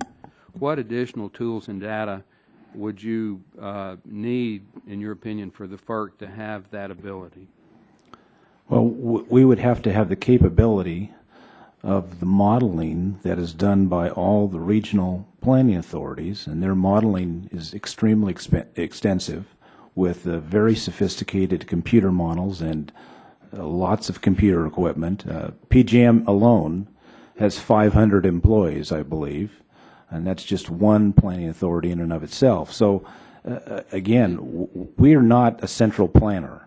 We're not set up to be a central planner, and to do that would take a great deal of appropriations from this Congress that I don't think they really want to do. I think time's expired, but is there any reason then that the FERC couldn't send a letter or make a request of the folks that have this modeling capability? If you gave them the data sets, that they couldn't do the modeling and report back to you? Is that allowed or not allowed? No, they have the data sets. We don't have it. They have it. They do the modeling already all the time. You'll hear from two of them. You'll hear from ERCOT and PJM in your next panel. So if the FERC staff, under the direction of the Commission, were to request certain models be run, then you have the authority to do that, and they would have to comply. Is that correct? We could ask them to do modeling. That's correct. Okay. I've got some other questions. If I could have one non-related question. Just the former chairman of the FERC, Mr. Kelleher, called me this week, and the Department of Energy is floating an idea to delegate its authority under the Energy Policy Act to do transmission siting. Under current law, the DOE has to determine the corridor, but once the DOE determines that it is a high priority, high impact corridor, then the FERC can put together a plan to site transmission. There was a court case in Virginia that invalidated, or at least called into question, the ability of the Department of Energy to site these corridors, and the current secretary is considering delegating his authority under the Energy Policy Act to the FERC. Do you have a position on that, Chairman? Yes, Mr. Barton. I think actually that would be an appropriate delegation. I think it would, in fact, make the current statute work more efficiently, ultimately. Do all the commissioners share the Chairman's position on that? Congressman, I favor the proposal generally, but I had a little bit of an issue with the dual siting track that was part of the details. So generally, yes. Some of the specifics I don't fully I'll follow up with that. Thank you, Mr. Chairman, because I'm the author of that section, and I've been asked to take a position on it, and I see both sides of it. So I appreciate the information. Mr. Olson, you're recognized for 5 minutes. I thank the chair, and thanks to all the witnesses for coming today, for giving us your expertise and your time. And we're in the home stretch here, so I'll get my 5 minutes done here. My first question is for you, Mr. Moeller, and this may be an understatement, but you seem to view FERC's role in addressing potential impacts of EPA regulations on electric liability very differently from Mr. Wellinghoff and some of your colleagues at FERC. You note in your testimony that legislation clarifying the role of EPA and FERC in the event of a conflict over air policy and electric liability could be helpful. And my colleague, Mr. Shimkus, showed this graph, which illustrates the disparity between EPA and all the other groups that are taking a look at the capacity loss resulting from EPA's power sector rules. And I know this is a small graph here, but y'all can see this little green line here, the very small one is what EPA's predictions are. FERC is right here, the first line. That's a big disparity. My question is there a conflict between FERC and EPA over any of EPA's new rules affecting utility companies? Well, Congressman, I haven't been involved in all the discussions. There has been staff discussions. Some of the individual commissioners have met with officials from EPA. I've had one such meeting, and I've called for a more open process so that we can discuss the ramifications from a reliability perspective of these rules. Because there are a number of them, the timelines differ. They will affect different markets differently. For instance, in a Texas market where it's a competitive market, the costs to, say, retrofit a plant cannot be passed on to ratepayers. They have to be absorbed by shareholders. In another area of the country that's vertically integrated, those costs can be passed on. That's going to make a difference as to the investment decision involved as to whether to keep a plant or not. And I just think that the level of detail and the complexity of this nation's electric system calls for a more open process to determine some of the ramifications of these rules. Thank you for the answer. Just kind of follow up on that question, and this will be for all the commissioners. I posed this question to Mr. Joseph McClellan of FERC during his testimony here on May 31st on the grid reliability and infrastructure defense, but he was unable to give me an accurate answer, so I'll ask again. But I want to just preface it, but since that time, I visited the power plant in the district I represent, the Energy WA Parish plant there outside of Needville, Texas. It's one of the largest power generations plants in the country, the largest one in Texas, obviously. It has 4 coal generating units, 4 natural gas generating units. And when I was out there talking about them, about some of the problems we could face in Texas in the future with this drought, it looks like we have the La Nina effect, and extended heat waves. And I talked to them about we got the fastest growing population in America. I asked them if they have some plans to cover the generation capacity that they might have to cover. And they do say that they've kind of mothballed 2 plants there in Texas, 2 coal burning plants that they could bring up online in a couple of weeks if so needed. My question is, if FERC had to require or order a generating unit to operate for reliability purposes, and doing so would result in the unit exceeding environmental permit limit, would FERC indemnify the unit operator from any and all agency action or private citizen lawsuit liability? And Commissioner LaFleur, you're first, ma'am. I don't believe we would indemnify, but I think that we would try to work out in advance with the other agencies to make sure that if we ordered a plant to operate, that they would not face compliance violations. And I know there also have been legislative proposals, surgical proposals to remove individual liability to individuals for operating in response to a FERC order. And if there's a need for clarity, I support those, but we would certainly try to work out that there was no compliance violation. Thank you. Commissioner Norris? Yeah, I believe this is a situation Mr. Spitzer has addressed a couple times during the hearing here, and that is it is an unfair situation to put a utility company where they have to abide by 2 different agencies' rules, FERC's and EPA's, and while I don't know if we can't protect them from an agency suing them. I think there's some proposed legislation, I can't think of the name of it, but to address that situation I think would be a positive outcome. Okay, Mr. Spitzer, I'm sorry I didn't hear your testimony before, sir, but it sounds like Commissioner Norris accurate some of your feelings? Yes, correct, Mr. Chairman, Congressman. In my testimony, I discussed a safety valve proposal proposed by some of the entities, including ERCOT, and it's we can supply you with this. It was comments they filed before EPA on May 3, 2011, that I would support, that resolves this potential Hobson's choice of complying with violating either an EPA rule or a FERC reliability standard, and I suggest that proposal could solve that problem. Commissioner Mueller?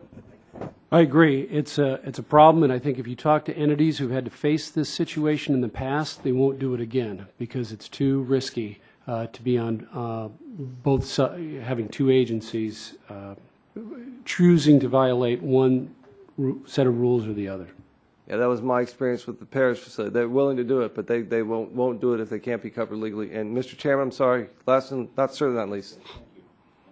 And I agree with the safety valve solution that Commissioner Spitzer discussed. I think that is a remedy that, in fact, would take care of the issue. Mr. Terry, you're recognized for 5 minutes. Thank you, Mr. Chairman. To start off, I have 3 documents I'd like to enter into the record. Without objection. Okay, the first is a letter from our governor to Administrator Jackson expressing his concerns with the number and substance of the regulations. The second is an article from the Grand Island Independent discussing the now expected closure of the Grand Island coal-fired plant as a result of Casper. And the last is an article from the Lincoln Journal-Star that just ran yesterday regarding the same issue. Thank you, Mr. Chairman. It's interesting. I know that the issue's been beat to death, but just as a comment, I thought one of FERC's responsibilities was gathering data and providing models so that entities could make the right decisions, that FERC could make the right decisions. So learning that's you don't have the data and you don't have the modeling techniques, and I'm kind of confused why you have 120 employees in a sub-agency or sub-department called modeling. So, Mr. Chairman, I think we have an area that we can save money. We should provide that information to the chairman who's part of the super committee. I don't think those 120 employees, I don't know what they do, but they obviously aren't doing what the title says, so we could probably save money by eliminating that. Next, getting back to the issue of the news stories and our state attorney general who hosted a regional event based on the Casper rule. This newest version certainly is more stringent than the last, the proposed rule, the Clean Air Transport rule. So as Casper becomes effective in 3.5 months, and this is from Mr. Wellinghoff and Mr. Moore, and we'll let Mr. Wellinghoff, the chairman, be first. As Casper becomes effective in just 3.5 months, are you concerned that states like Nebraska may not have enough time to adequately prepare for Casper's substantial increased requirements? Congressman Terry, thank you. I would first clarify your previous discussion. We don't have any division called modeling, so I'm not sure where you're getting that information from. But with respect to the Casper rule, I believe, again, that the planning authority that would encompass Nebraska and the state commissioners in Nebraska as well ultimately would have full authority and ability with respect to their modeling capabilities and their resource planning capabilities to plan for these contingencies. All right. You're right, and I should have said the title of it correctly, but I think the one that we can eliminate is the Office of Electric Reliability. Congressman, to answer your question, yes, I am concerned because of the timeline of Casper, and I think you will hear an articulate description of Texas's concerns from the ERCOT representative on the next panel. Thank you. Now, hearing those answers then, would it be justified, in your opinions, to delay the implementation of this rule so we can the states and entities can have a better grasp of its impact? Mr. Wellinghoff? I do not believe it would be appropriate to delay the rule.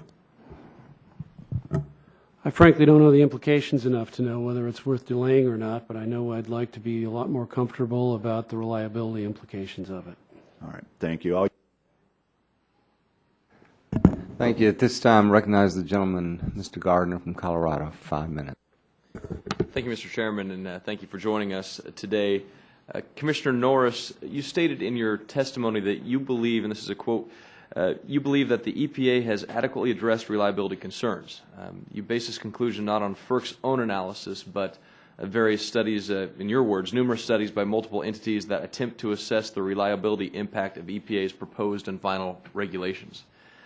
You have talked about those, and you claim that you found those publicly available assessments and analyses the most informative for reaching your conclusions.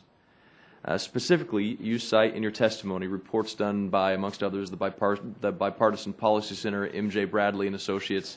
Mr. Norris, I don't think any of those organizations work for FERC or work within FERC, but yet you're relying upon them, and you're statutorily tasked with the responsibility of ensuring the reliability of the bulk power system.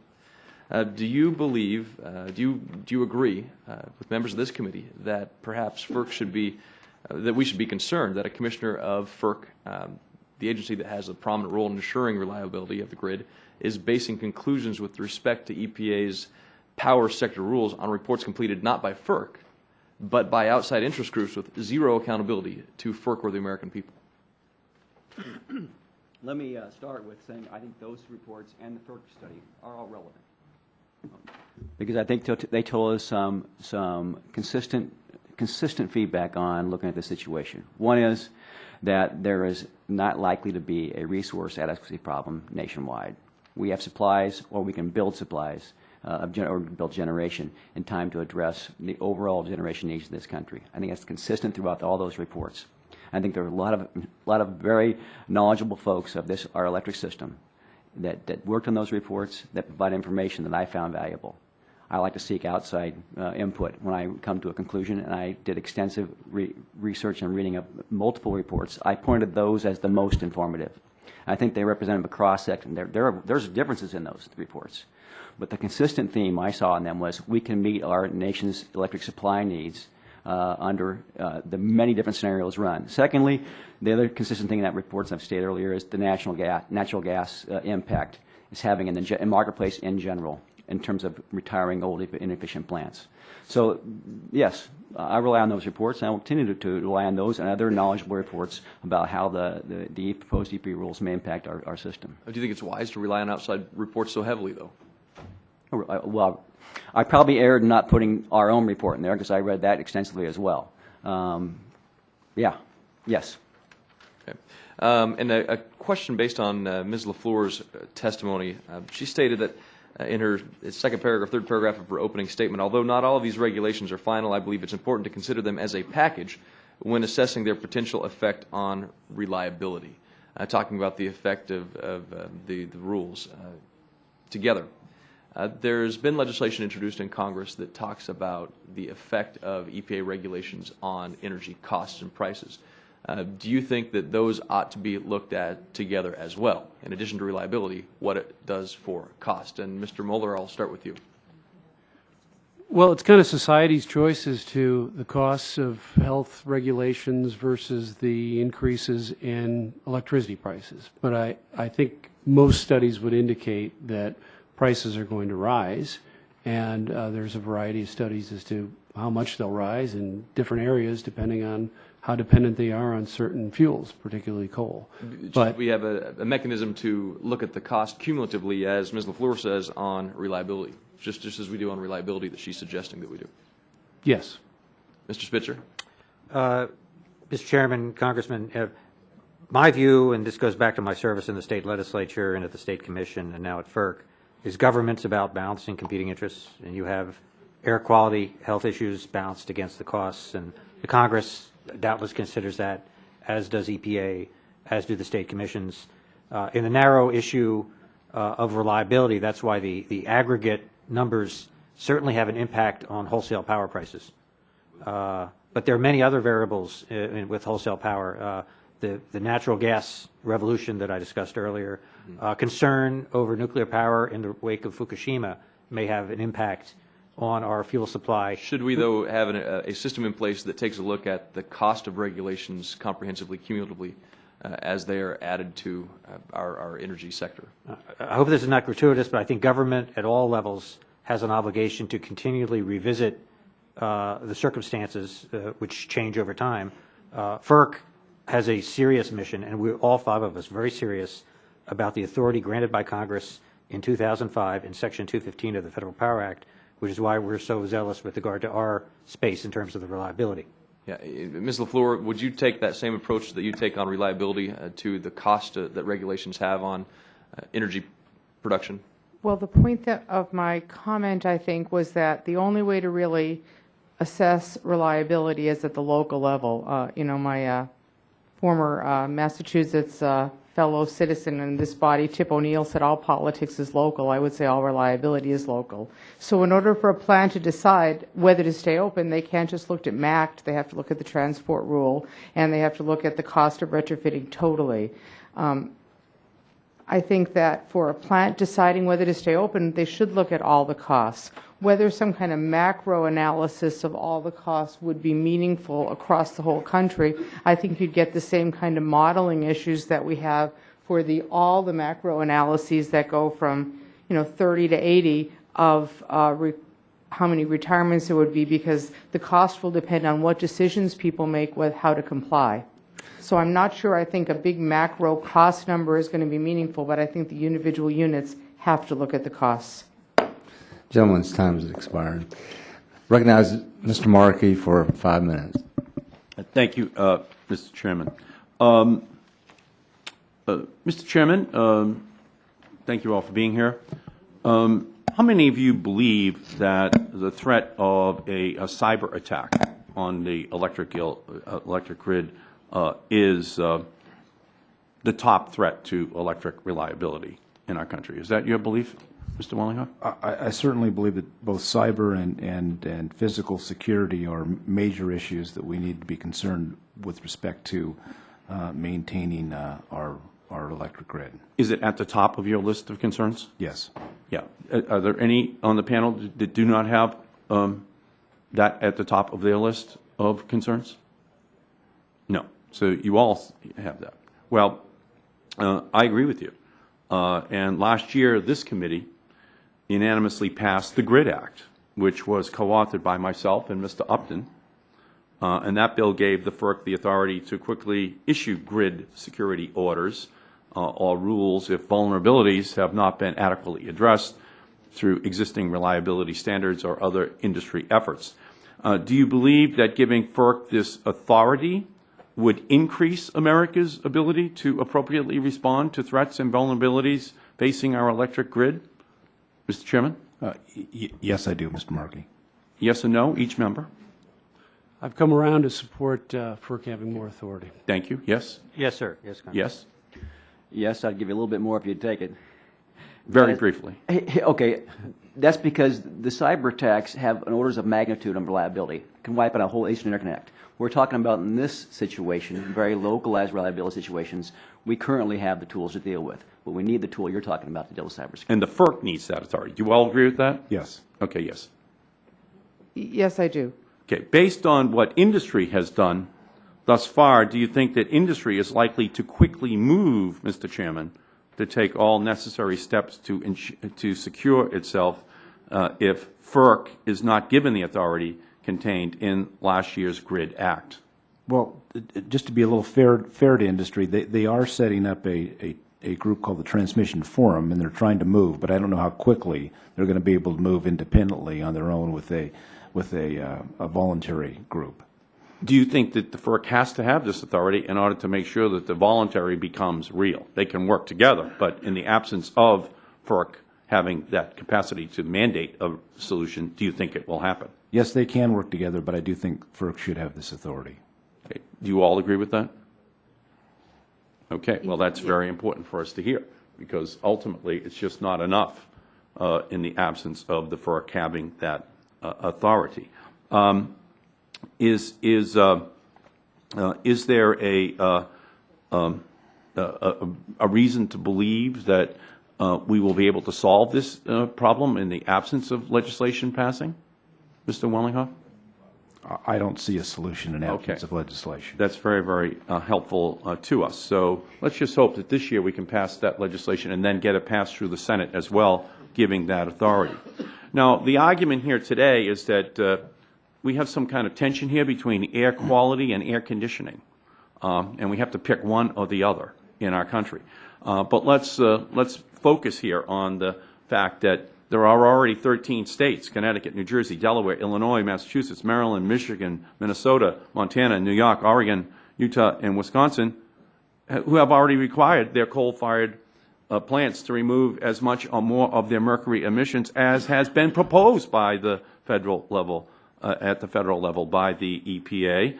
And about 70% of coal-fired boilers that submitted data to EPA already meet the standards for particulate matter and hydrochloric acid. So it seems that this is possible. In fact, one example, Illinois receives 46% of its electricity from its 31 coal-fired power plants and has also reduced its mercury emissions by 90%, a level more stringent than EPA's proposal. Chairman Wellinghoff, have there been any reliability problems in Illinois due to their efforts to take the poison out of the air? To my knowledge, there have not been, and I assume that's because the planning authority that encompasses Illinois has taken this into account when they've done planning. Thank you. Now, Massachusetts required an 85% reduction in mercury emissions in 2008, a level that is also more stringent than EPA's proposal. Were utilities in Massachusetts able to keep the lights on even though this standard was being met? Commissioner LaFleur. Yes, they were, and there is an example in Massachusetts of a plant that they're planning to close right now through gradual planning and transmission reinforcement to just the kind of replacement for old plants that we're talking about. Yeah, the technology is there. It can be installed in an affordable way. Health gets protected. Air conditioning gets protected. All we have here are a certain small number of utilities that are in a sit-down strike against technological progress. We should just continue to keep that in mind.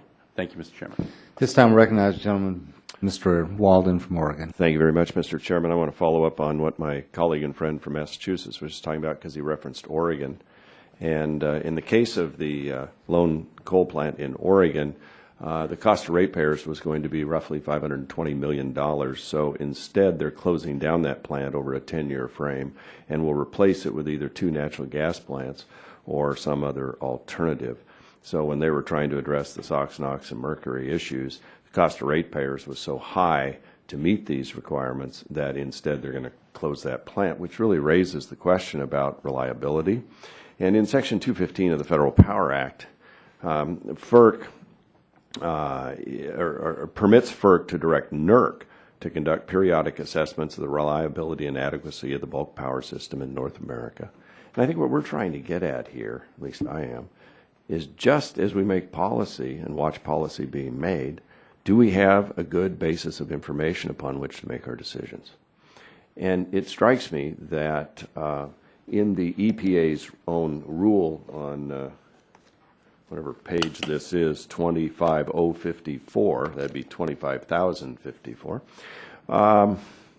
it says it is EPA's understanding that FERC and DOE will work with entities whose responsibility is to ensure an affordable, reliable supply of electricity, including state PUCs, RTOs, the NERC to share information and encourage them to begin planning for compliance and reliability as early as possible. This effort to identify and respond to any projected local and regional reliability concerns will inform decisions about the timing of the retirements and other compliance strategies to ensure energy reliability, which is what we all want. Now, Mr. Wellenhoff, so in this initial look at the potential retirement of coal-fired generation, its effect on system reliability, preliminary results, it talks in here on page 29 of this handout, which I'm sure you're familiar with, that the industry must be directed to openly assess the reliability and adequacy impacts of retirement of at-risk units. Such studies should include frequency response, voltage profile, bulk power loading, stability, loss of load, probability calculations, deliverability of resources through planning studies. My question is, given what Mr. Barton just asked about whether FERC had the authority to request the information it needs and wants from the regional transmission organizations. In fact, in the FERC staff presentation, which I think you referred to as irrelevant, there is this slide I just referenced, which talks specifically about this information. Have you solicited that information? I want to make very clear that I didn't suggest, Congressman, that the FERC staff presentation was irrelevant. What I said was irrelevant was the 80 gigawatt number would be irrelevant for planning purposes. Okay, So let's make what it very is clear. that For number? planning purposes, what that number is again is a back of the envelope number for the purpose of starting a dialogue with EPA as to how EPA can interact with the planning authorities, and those planning authorities can ultimately continue to do the work that they have done and will continue to do to ensure that we have a reliable system in the country. With respect to all those parameters that you referenced in that particular presentation, those planning authorities, in fact, have been directed by FERC to engage in those activities under our Order 890 and under Order 1000. So we specifically, with respect to those orders, ensured that the planning authorities related to these EPA rules?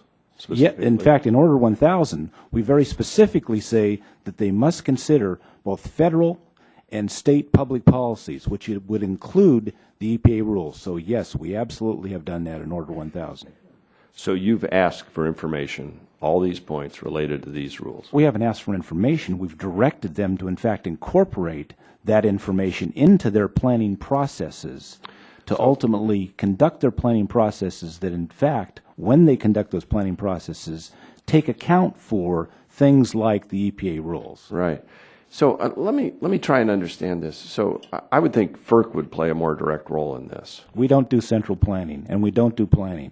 It's not our function. You haven't given us that function. We are not planners. The planners are the specific regional planning authorities. So what have was the tools, purpose of this have the initial models, report? and have the capability to What do was the purpose of this preliminary report? The purpose of the preliminary report was to start the dialogue with EPA with respect to informing them of the planning activities that the planners conduct and ensure that that planning activity was one that could be well informed by what's happened the since EPA May? rules.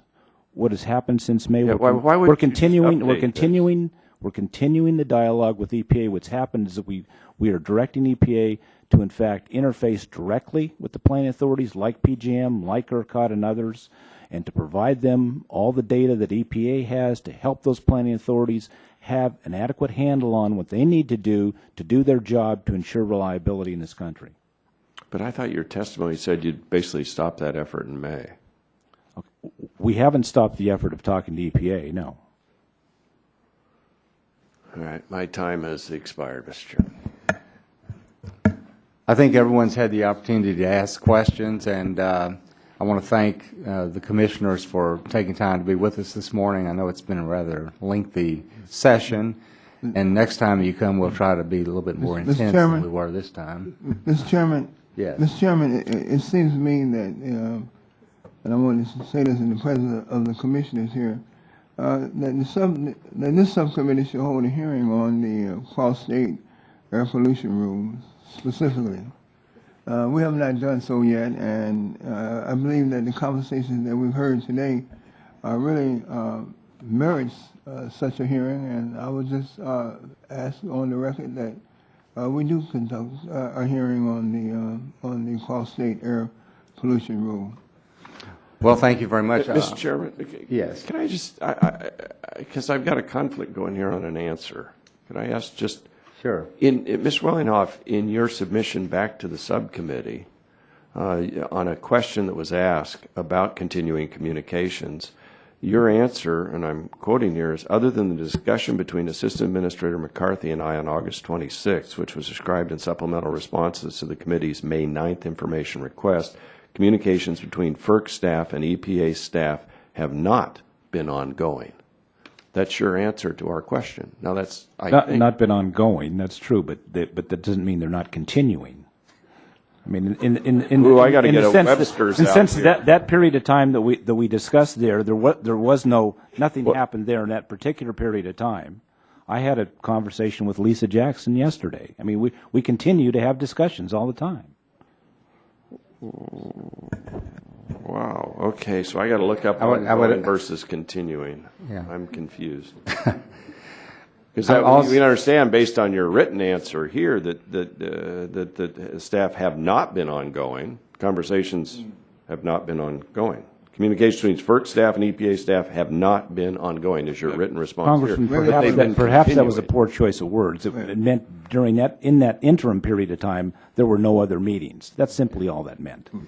I'm also going to enter into the record, without any objections, a statement for the North American Electric Reliability Corporation, who would want to testify, but they were unable to do so, so they submitted their testimony for the record. And once again, thank you all very much for being with us. It's always a great pleasure to have the entire commission here, and we look forward to continued dialogue with you as we move forward. So thank you.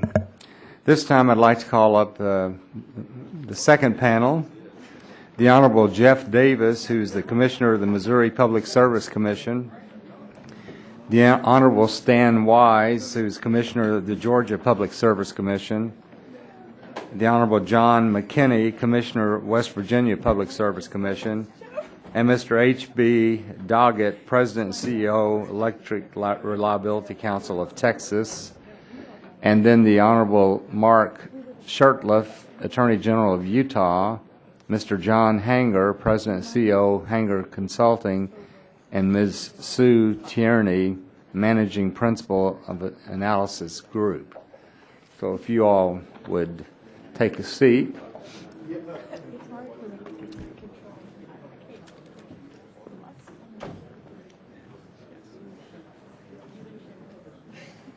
You didn't understand the difference there. Between, wait, what? You didn't understand the difference. Difference between what? Continue, not going.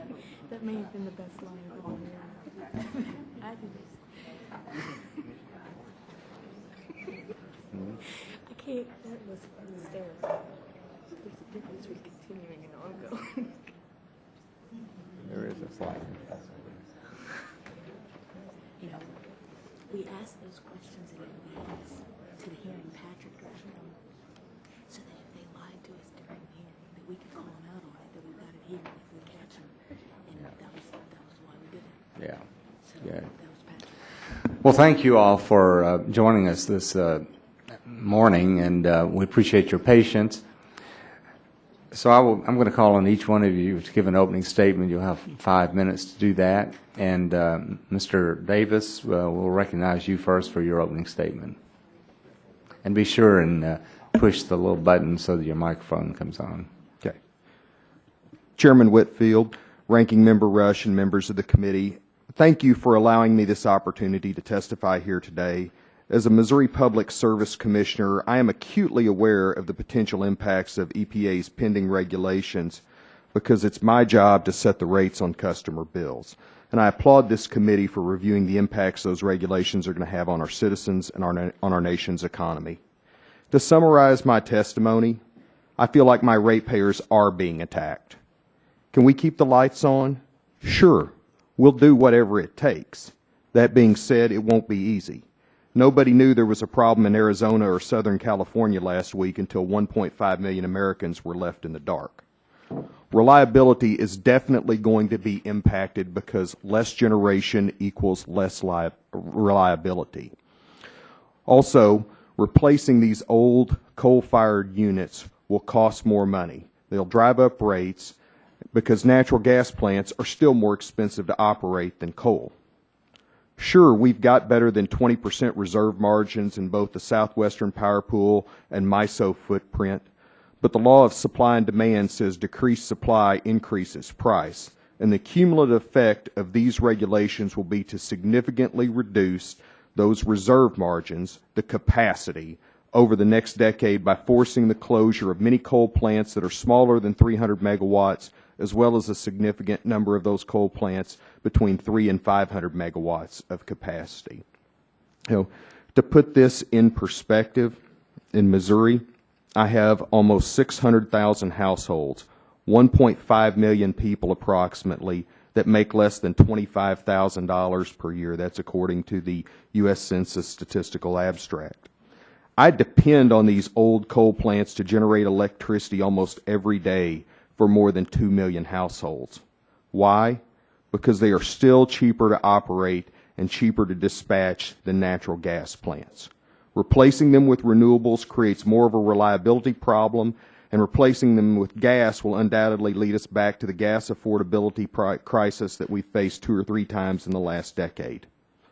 I submit to you that if you want the price of natural gas to go back up, all we have to do is have our utilities plan and build resources based on the premise that natural gas will be cheap and plentiful for the next 10, 20, or 30 years. And that's where we're headed. From a transmission perspective, by forcing the closure of a coal plant or small clusters of coal plants, these regulations are going to create pockets on the grid that have an increased risk of reliability issues because the grid was designed and built on the premise that those plants are going to be there providing voltage support to satisfy local load requirements throughout the country. I haven't plotted out where these plants are on a map, but I can assure you that the absence of these plants will change the power of the grid on the grid, flow of power on the grid, and create reliability issues in some areas. Turning to the actual effect of the EPA regulations on my state, these costs are going to be a significant burden. We all like clean air, but the people I have need jobs. For example, the scrubbers used to remove particulates and gases cost anywhere between $250 to $300 million per unit.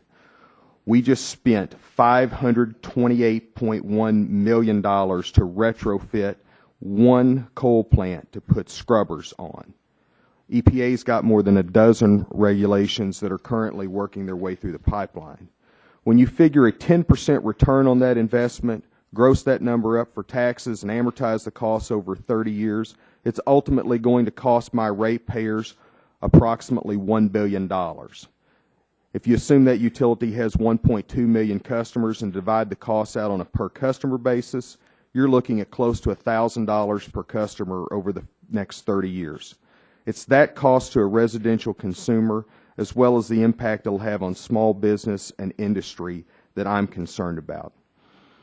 In Missouri this year already, we've had an estimated 26 heat-related deaths this year. 18 are still pending a final determination. In some cases, and in certainly past cases, there was evidence that those customers actually had functioning air conditioners. They just weren't using them because in all likelihood they were afraid they couldn't pay their bills. And in all honesty and in conclusion, I'm just not sure how much more of this help my ratepayers can afford. Thank you, Mr. Davis. Mr. Wise, you're recognized for 5 minutes. Thank you, Mr. Chairman. Thank you, Ranking Member Rush. My name is Stan Wise. I'm a publicly elected commissioner of the Georgia Public Service Commission, and I currently serve as its chairman. As a utility regulator, I'm responsible for ensuring that retail electricity customers in Georgia receive reasonably priced and reliable electric service. And like the rest of the United States economy, the economy of Georgia has suffered, and unemployment rates are above the national average. I worry that the cost and the reliability impacts of the new environmental rules will only further slow our recovery and cost jobs. During most of the last 10 years, Georgia was growing, and we added 1.5 million new residents. Electricity generation increased by 40%, and job growth increased by $140,000. At the same time, Georgia has been active in addressing power plant emissions with significant reductions, including mercury, through the state rules with reasonable compliance schedules. The cost of these emission reductions are already borne by the citizens of the state of Georgia. Customers of Georgian Power see an environmental line item on their bills currently averaging over $7 a month for household customers. My two principal concerns with this fleet of new regulations are this. First, I'm concerned that there has been no comprehensive study by the EPA to assess the impact of all of these rules on the price of electricity, on jobs, on the reliability of supply, and the overall economy in our state. EPA only evaluates each rule in isolation, that is, the impact of one rule independent of all other regulatory actions. This is a very real issue for me because my commission and Georgia utilities must consider the effect of all regulations in deciding how to comply cost effectively while maintaining reliability. The EPA has not looked at these regulations in a comprehensive manner. Independent groups have examined the rules, and they report double-digit increases in electricity rates over the next 10 years, job losses in the Southeast in the hundreds of thousands, and single-digit reserve margins. To me, the EPA's approach in analyzing the impact of these rules appears to be short-sighted and simplistic. It just doesn't make sense. My second concern with this fleet of regulation is the impact on reliability. How do they affect reliability? First, our reserve margins mentioned above in several studies represents actual assets that are available to provide electricity if demand increases or a plant fails. Without sufficient reserve margin, there is a highly increased risk of outages and blackouts. The assessment of future reserve margin is a critical component of my Commission's examination of future power needs and decisions on generations. This is key. The rules don't provide sufficient time for an orderly, deliberate technology installation program, as has been the case with past environmental rules, nor do they allow for time for construction of replacement generation. The emphasis on this point is we just don't know how much technology is required or the potential requirements. We don't have sufficient time to install controls, do not have time to build new generation. This is what causes me and my colleagues great concern on reliability. It is not a responsible approach to managing our energy supply. I have other issues discussed in my written testimony where utilities have been forced to guess at compliance strategies and the EPA's failure to engage state agencies such as mine in the development of these new rules. I am concerned about both the power industry that I regulate and the Georgia customers that I am entrusted to protect. These environmental rules have large impacts, and the EPA has not studied the cumulative impact of the rules aimed at air emissions, coal ash, and water issues. This hearing is focused on reliability. I'm concerned that for my state, where we've already proposed the retirement of 569 megawatts of coal capacity and deferring action on another 2,600 megawatts of coal capacity until these regulations are final. The impossibly short time frames for compliance is also concerns that affects electricity reliability, not to mention the downrange jobs and community impacts associated with power plant retirement. Congress could aid in making this situation manageable by insisting upon a comprehensive study, preferably by an agency other than the EPA, on the impacts of these rules and by providing more realistic time frames for compliance that would both increase reliability and reduce cost. Thank you, Mr. Chairman. Thank you. Mr. McKinney, you're recognized for 5 minutes. Thank you, Mr. Chairman and Ranking Member and members of the subcommittee, and thank you for the opportunity to appear before the committee. I'm used to being on the other side of the bench, listening to the many different perspectives. You've asked for my perspective on the impact of a number of new EPA regulations affecting the power sector. So I'd like to share with you what I know about these impacts and the environmental regulations that have already taken place in West Virginia, and my overarching concern that the pace of these additional requirements does not allow sufficient time to evaluate their potential impacts on reliability or for cost-effective implementation. I'm an economic regulator, and it's my sworn duty to balance the interests of ratepayers, utility companies, and the state. That's a tough assignment. We regularly hear many passionate pleas from industrial customers and residential customers who have to live on fixed incomes. We've heard these arguments recently from power companies as they installed new equipment to comply with existing environmental requirements. According to EPA's RAIN database, 1990 power plants in West Virginia emitted 970,000 tons of SO2. In 2010, the emissions were reduced to 110,000 tons, an 89% reduction. To make these improvements, our electric industry has spent some $4 billion on environmental controls, and those costs had to be passed on to our ratepayers. Even though West Virginia has relatively low electric rates, those rates have increased by 40% in recent years. And although I'm concerned about cost of compliance, I'm equally concerned about reliability. The plants that have been equipped with modern controls are generally the largest and newest plants. But there are many smaller plants in West Virginia, and those plants provide not only generation, but make the grid more stable. As a result of the EPA proposal, many of these plants are expected to retire. One utility have already announced 3 plants in West Virginia totaling over 1,800 megawatts will retire by 2014. My concern with both reliability and ratepayer costs will be negatively impacted by the new EPA rules led me to introduce a resolution at the July NARUC meeting that promotes increased flexibility for implementation of EPA rulemakings. That resolution was passed and is now the official policy of the National Association of State Regulatory Commissioners. Briefly, the resolution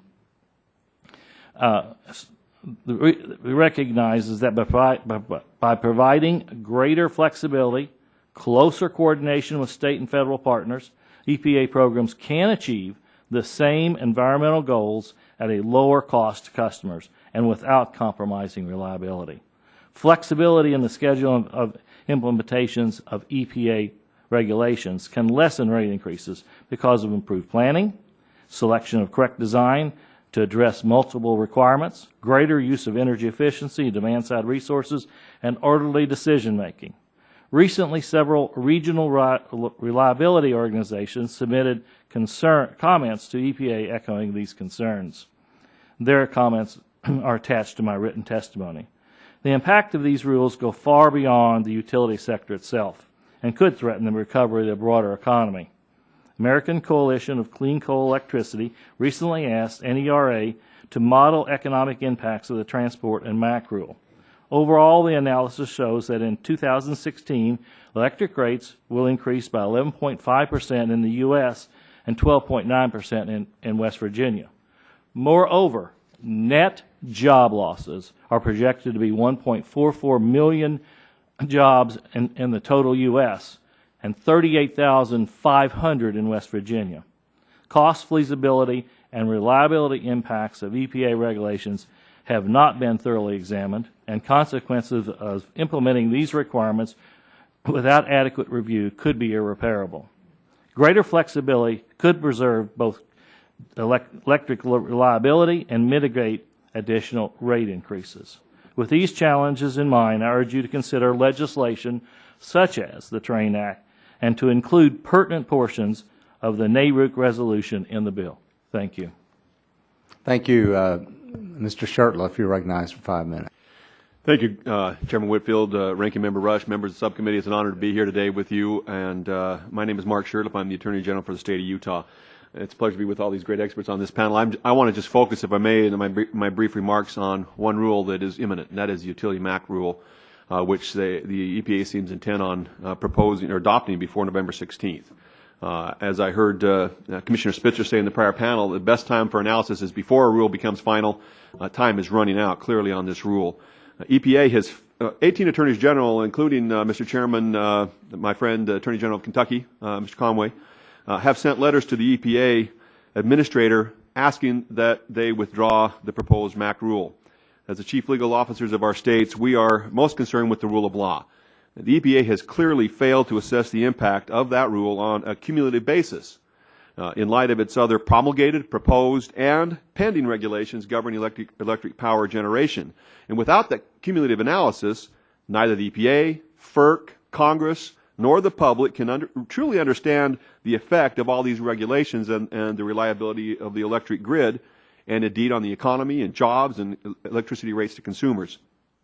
The law requires cumulative analysis. Under Executive Order 13563, signed by President Obama in January of this year, federal agencies must assess the cumulative impact of their proposed regulations, including costs, and they must, quote, tailor them to impose the least burden on society. The EPA has failed to do so. A cumulative impact analysis is extremely important from a practical perspective. If it's adopted, the utility MAC rule will clearly not operate in isolation. Instead, there are a large number of related regulations that EPA has already adopted, has proposed for adoption, and is currently considering. Congressman Waxman and Chairman Wellinghoff had this interaction about whether FERC staff was reliable, unreliable, and what they had to rely on in order to make their recommendations. The EPA should do this. They can do it. The private sector has done a cumulative analysis, and the results are very disturbing.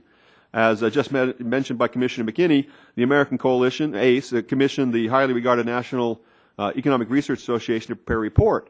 And they just looked at just 2 regulations. The cross-state air pollution rule, which Ranking Member Rush mentioned ought to be something studied, but they looked at that and the Utility Act rule and said there would be a serious blow to the economy, as mentioned, a net loss. Now, this takes into consideration, I think Mr. Inslee earlier in the prior panel mentioned jobs created. They said there would be 450,000 jobs created, but 1.8 million lost, so the net loss would be 1.4 million jobs by 2020. The combination of those two regulations would also be a substantial increase in costs. In some places, as much as 23% increase in the cost of electricity prices. Could be a total of $184 billion in the next 20 years. So last week's cascading blackout in the southwestern United States clearly shows what we all know already, and that's that the grid is very interdependent, that these disruptions in one location can have far-reaching consequences. So the EPA should not proceed with the whole suite of regulations designed to restructure the utility industry without that careful and complete analysis as required by law. Now, the EPA is claiming it has to move forward with these proposed Utility Act rules under a federal consent decree. Listen, I understand we've been under federal consent decrees and we do everything we can to get out from under them. I get that. But and that consent decree says they have to do this by November 16th, 2 months away. However, you need to know that for the EPA agreed to that deadline. They proposed that deadline. So I think it's wrong for a federal agency to avoid its legal responsibilities by hiding behind a deadline of its own creation, that consent decree. And you have to understand that consent decree is not hard and fast either. They clearly can seek an extension for good cause shown. There clearly is this is a case of good cause for extending the deadline, and as required by law. Unfortunately, seems like they're going to go forward. They will take action with this ill-advised regulation that's proposed. And so I would urge Congress, take whatever action it can. If EPA goes forward on November 16th and adopts the Utility Act, whatever you can do to enact legislation that would defer that rule and other major power sector regulations, at least and until they fulfill their responsibility under the law to perform a cumulative impact analysis. You know, state officials, we protect not only interests of local jobs, the economy, and electric reliability, but what the law mandates, and we'd ask you to hold the EPA to that requirement as well. Thank you, sir. Thank you, Mr. Doggett. You're recognized for 5 minutes. Good morning, Chairman Whitfield, Ranking Member Rush, and members of the subcommittee. I'm Trip Doggett, the CEO of the Electric Reliability Council of Texas. I have a brief footprint above you on the slide of the ERCOT territory. We're the independent system operator that manages the flow of electric power to around 23 million Texans, representing about 85% of our electric load in the state and 75% of the land area. You've asked me to come before the subcommittee today to discuss our report on the impacts of the cross-state air pollution rule on the ERCOT system. I will start by saying that I'm not here to take a position on the merits of the rule. I'm here to express my reliability concerns with the implementation timeline of the rule. As Mr. Terry mentioned earlier, in the proposed Clean Air Transport Rule, Texas was only included in the peak season NOx program, and in the final rule, which is now known as the Cross-State Air Pollution Rule, which I'll refer to as CASPR, Texas is included in the annual SO2 and annual NOx programs, as well as the peak season NOx program. And in Texas, the annual SO2 limits appear to be the most restrictive. In July, our Public Utility Commission of Texas asked us to review the impacts of the final rule, and I'll highlight the rules effective on January 1st of 2012. So our analysis was focused on the near-term reliability implications. We consulted with the owners of our coal-fired generating resources to determine their plans for rule compliance. The individual resource owner compliance strategies were reviewed and aggregated to determine the implications for overall ERCOT system reliability. It's important to note that our analysis did not include a calculation of the cost for compliance for resource owners or the impact on electricity market prices. Based on the information provided by the resource owners, we developed 3 possible scenarios of impacts. In what I'll refer to as kind of the best case, our first scenario models successful implementation of their compliance plans. In this scenario, the incremental capacity reductions due to CASPR are expected to be approximately 3,000 megawatts in the off-peak months and approximately 1,200 to 1,400 megawatts in the peak months. You heard earlier today that Luminant announced this week that they would shut down 1,200 megawatts of their generation to comply with the rule, and that 1,200 megawatts was included in our analysis that reflects 1,200 to 1,400 in the peak months. What happens is capacity reductions in the off-peak months are expected to occur so that they can save their allowances until the run in the peak months. We have a healthy reserve margin within Texas. However, I will highlight that with our reserve margin of over 17%, during this past month of August, if ERCOT had experienced the incremental reductions in available generation that we expect to occur from CASPR, customers in our region would have experienced rotating outages during the month of August. We also examined 2 other risks. In scenario 2, we recognized daily dispatching of units that were designed for base load would increase potentially that impact to 5,000 megawatts in off-peak. Scenario 3, up to 6,000. In the off-peak months. Scenario 3 is related to the availability of low-sulfur coal. I'll summarize by saying when the final CASPR rule was announced in July, it included Texas and some compliance programs that ERCOT and our resource owners had reasonably believed would not apply to Texas. And addition, the implementation timeline by January 12 does not provide ERCOT or our resource owners enough time to analyze the impacts.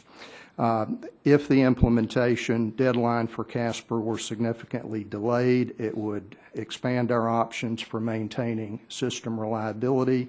I think you've heard consistently from the FERC commissioners that this is not a one-size-fits-all issue of reliability, and certainly in Texas, we do have reliability issues with the implementation timeline. Thank you for inviting me. Thank you. Ms. Turner, you're recognized for 5 minutes. Dr. Turner. Good afternoon, Mr. Chairman, Ranking Member Rush, and members of the subcommittee. I very much appreciate the invitation to testify today on this issue. I want to focus my testimony on issues relating to the recent air regulations being proposed by the EPA for 2 reasons, and that's because, or principally because those are the regulations with the most immediate impact on the power sector. I want to focus on 2 questions. Can the nation get the benefits of both public health and reliable electric supply? And will there be jobs and positive economic activity that flow from the issuance of these rules and their implementation by the industry? I believe that the answer to both of those questions is yes, and that the rules can proceed to implementation without a concern that in the end there will be reliability issues. And I'm going to give you several reasons why. These are facts and conditions in the marketplace that give me confidence that we are in a manageable situation with regard to these rules. Number one, the electric industry has a very proven track record of addressing reliable power supplies and doing what it takes at the end of the day to make sure that the lights stay on. These are a group of people with a very strong mission orientation. Every person on my right fits that category, as do all of the people in this industry, and they have ensured that we have reliable electricity supply as a priority. Number two, the new air rules are not a surprise. These are not coming at us in the last few months. These have been underway for over a decade of notice and they allow for more technology options and approaches than originally expected in prior versions of these rules. EPA's rules are technically and economically feasible. Number 3, the owners of a substantial portion of affected plants have already taken steps to modernize their facilities so that the companies are ready to comply with the new air regulations. As we've heard previously today, many states have already had mercury rules that are tighter than what EPA is proposing. Many companies with facilities affected are under court order to address the issues that are coming forward. In fact, some of the recent announcements we've heard in the industry are coming from violations of current rules and not future rules of the EPA. And finally, we see that the CEOs of owning a substantial portion of the power plants affected by these rules have indicated to securities analysts under the Sarbanes-Oxley requirements that they are ready to comply with these regulations. Number 4, current fuel market conditions are already putting economic pressure on the least efficient coal plants. Since 2006, coal prices have gone up 30%. Natural gas prices have gone down by a third. These older plants are not operating very much. The relatively attractive outlook for natural gas prices, which results from the abundant supply of gas, including unconventional gas, will enable the nation to support modernization of the grid in affordable ways. Even so, every analyst that we've seen coming out with estimates of coal plant retirements and future electricity supply indicates that over 50% of our electricity supply will eventually come from coal, even with these changes underway. Number 5, there are many studies, you've heard about them today, about the amount of capacity that will retire. The more reasonable estimates are ones that have been prepared recently. These are reflective of the actual rules that are being proposed. The most recent one is the Bipartisan Policy Centers, and that indicates 15 to 18 gigawatts across the country. Number 6, and this is really the most important reason at the end of the day, you can rely on the industry and its tools to make sure that the lights stay on. We've heard today about system planning. We've heard about least cost planning from transmission companies and utility companies under the supervision of regulators. There are wholesale power markets where there is underutilized capacity. We have state and federal and grid operators who have an extremely strong record of taking action when necessary to make sure that they meet the obligation to provide reliable supply. Perhaps the most important one is that at the end of the day, Congress has already given to the EPA, the U.S. Department of Energy, and the Federal Energy Regulatory Commission tools that enable emergency conditions to allow for plants to keep open. The most recent example of this is across the river. The generating station in Potomac was required to stay on under an emergency order from the Department of Energy to keep the lights on for the District of Columbia.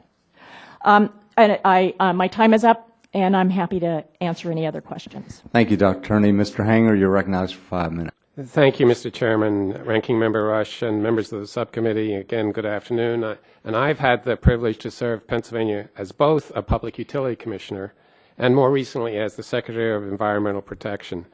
The Department of Environmental Protection in Pennsylvania also regulates the oil and gas industry and is responsible for the production numbers that are really rather extraordinary. The recent discoveries of natural gas from shale formations in Pennsylvania and other states will allow us to tap into a domestic, cleaner fuel that can power America into the future. I'm proud to have played a role in making Pennsylvania a major producer of natural gas and ensuring strong rules for its production. I think that the promise of this abundant fuel provides an important backdrop to our discussions today, and in particular the concern about replacement power generation. From 2000 to 2008, just in Pennsylvania, 8,000 megawatts of new gas capacity was built. Pennsylvania is located in the middle of the region known as PJM, which spans 13 states and provides electric service to over 58 million people. This past May, PJM conducted its electric generation auction for the 2014-2015 delivery year, which is the first time period in which both the cross-state air pollution rule and the mercury and air toxics rule will be in effect. The results of the auction speak for themselves. As a result of the auction, PJM knows that it will have sufficient resources to meet demand during the delivery year, and also that it will have a reserve margin of 19.6%, which is in excess of the target 15.3% installed reserve margin for the region. Some regulators and companies from other states say the grid cannot manage the retirement of a significant amount of coal generation, but I'm here to tell you that it can be managed. In Pennsylvania, we have already faced the retirement of some of our coal-fired power plants, and it was done in a responsible, orderly fashion, and the lights stayed on.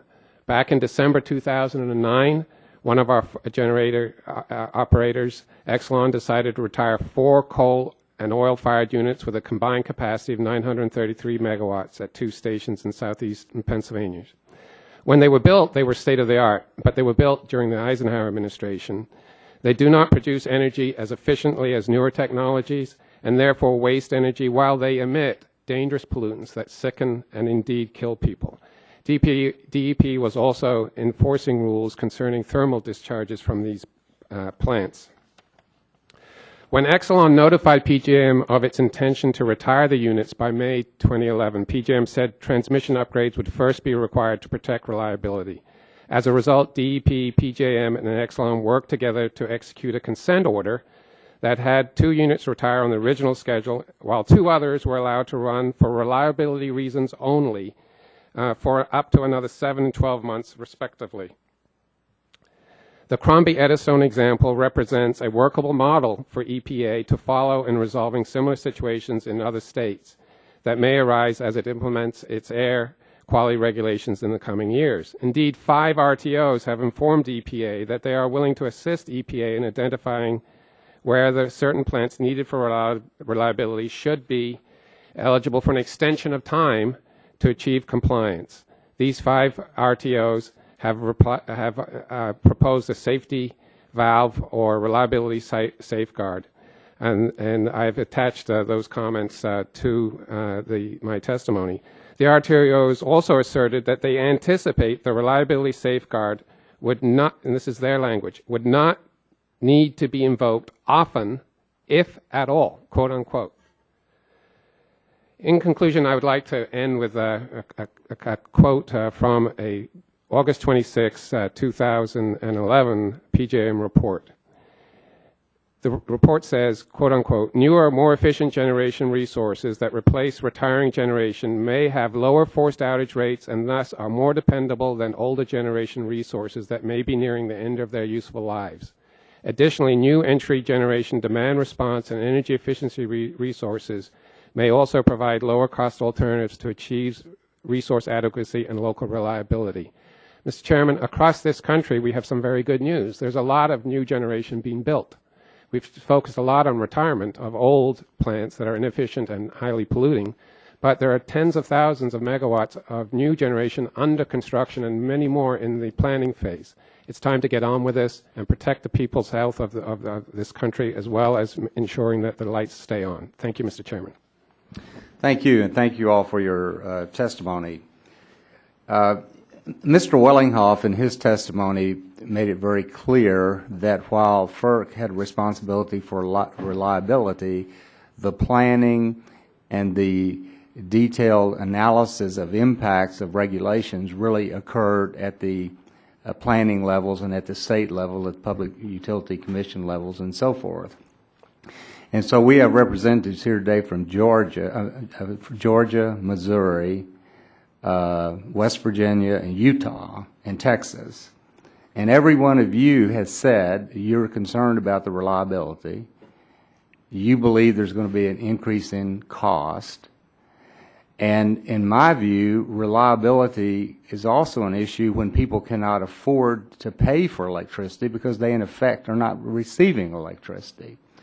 And I think, Mr. Davis, you touched on that yourself because you said there were a certain number of deaths in Missouri during the heat spell, and one of the reasons was people could not afford the additional cost of electricity. Is that correct?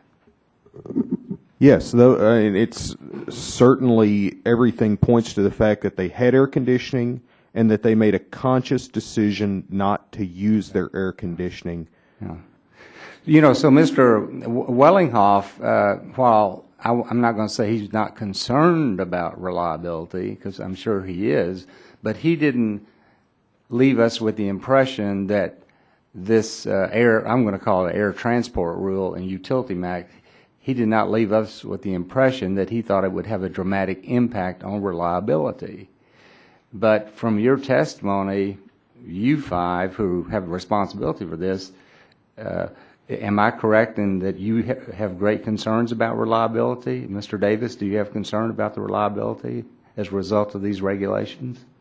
Absolutely. In certain areas, yes. Mr. Wise? Mr. Chairman, in our state, we have an integrated resource plan that we do every 3 years, do a 20-year look. We've always been right.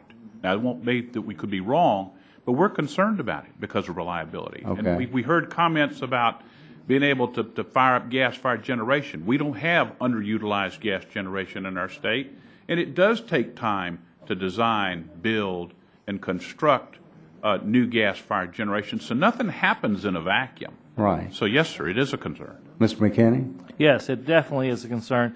Look, I talked about overarching concern about compliance deadlines, and that's really, we just don't have time to make the changes necessary. Right. Mr. Shurtleff? Yes, Mr. Chairman. And what's amazing is that while, as I mentioned, federal law requires the EPA to do this, they have all these tools and all these experts at their hands. So it really becomes even a federalism issue as far as I'm concerned, in that it's not like they're being told to do it alone. They have Right. great help, and they're not taking advantage of that. And they could. Right. And Mr. Doggett, I think you said that you could expect blackouts as a result of this. Is that correct? Yes, sir. We are one of the central planners that the chairman was referring to, and I have concern with this implementation timeline that there will be problems in the near term. Now, the comments were made that EPA is reaching out to states and planning groups to discuss the impact of these regulations. Did EPA reach out to you, Mr. Davis, and talk about these issues? No, sir. Mr. Wise? No, sir. Mr. McKinney? No, sir. Mr. Shurtleff? I've checked with our agency. They said no, they had not. Mr. Doggett? Yesterday afternoon. Yesterday afternoon, before the hearing, right? Now, Mr. Inslee, who is a conscientious, very effective legislator, in his comments earlier today, talked about all the job gains that we were going to have because of all this new technology. Now, Mr. McKinney, you and Mr. Shurtleff referred to an analysis conducted of the anticipated job gains or losses as a result of the Air Transport Rule and Utility Act. And I believe that you said the net loss, that's including gains and losses, the net loss would be something like 1.4 million jobs. Is that right? That's correct. Is that what you said also, Mr. Shurtleff? Yes, Mr. Chairman, I have the chart before me. A negative 1.88 million, right. A positive 450,000, so a net negative 1.4. So, you know, people make comments that we're going to have all these jobs because of new green energy. Yeah, there's going to be new jobs, but there's going to be lost jobs as well. And particularly in the area, it depends on what area of the country you're living in. And then we have a case like Solandra where they received a $538 million loan guarantee. They're going to create 1,500 jobs. They got that loan guarantee from the federal government relating to solar panels, and now they're in bankruptcy. And the taxpayers are out $538 million. Well, my time's expired, but Mr. Rush, I'll recognize you for 5 minutes. Thank you, Mr. Chairman. I want to ask Dr. Terry, first of all, just a quick question on the unfortunate death of the individual in Georgia. Would you say that that's a problem of reliability or inability to pay rates? And does would the live heat program may have had a positive effect on that? If you, based on my experience, not only as a public utility commissioner, a head of an energy office in a state, a former secretary of the environment in a state, and the assistant secretary for policy at DOE, I have experience in the live heat program. Yeah. And while I don't know the particulars at all about this person's unfortunate, or several people, I'm not sure, in Missouri, excuse me, I apologize. I do know that the LIHEAP program is designed especially to deal with low-income issues relating to winter and summer cooling heating. I might add that some of my friends on the other side have been in opposition to LIHEAP and want to really kill the LIHEAP program off. But let me move to the other area. You've been extraordinary in your conversation relating to job creation, and you, in your testimony, you indicated 2 reports, and I just want to give you some time to expound on this whole your position, item 8 on your summary about job creation. What would the overall impact on jobs and investment in these new technologies be from your perspective? Just give us a real thorough evaluation and assessment of job creation. I'm happy to do that, and I want to start by talking realistically about the fact that when people are talking about spending money on hardware for pollution control equipment and spending money on building new power plants to replace very old ones, we're talking about infrastructure jobs. We're talking about construction. We're talking about equipment manufacturing. This is heavy industry activity. These are job creating activities, not to mention issues surrounding green energy jobs. I'm not talking about those when I'm talking about the job creation associated with replacing the kind of capacity that the estimates have said. Now, one of the estimates that I described in terms of my report, I provided information in detail of 2 studies, one by the Perry Group at the University of Massachusetts that looked at the national estimates, as well as one by Professor Charlie Cicchetti. And both of these indicate billions and billions of dollars of new investment that goes into jobs in heavy industry and in energy efficiency. As Representative Inslee said, energy efficiency is workers in communities putting on insulation in people's homes. Those are local jobs. And one of the things that we observe in the energy area is that the parts of the country that are very dependent on coal, 98% dependent on coal, 90% dependent on coal, have had not as much opportunity, let's say, to go after energy efficiency actions in insulating homes of consumers. And the jobs that can be created in those communities associated with putting in energy efficiency and buttoning up the buildings so that people's bills go down, their electricity bills goes down, is a real opportunity here.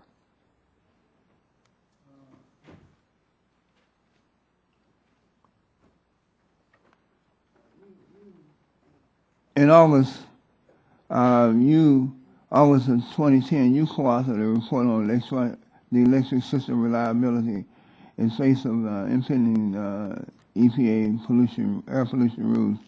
You recently updated that report. Can you summarize your new findings?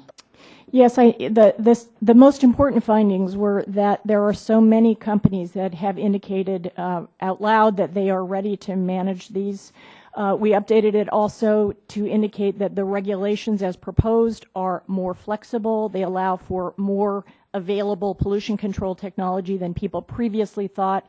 And that led us to conclude that the more recent estimates about the impacts of these regulations are the ones that are more credible for understanding where we stand today.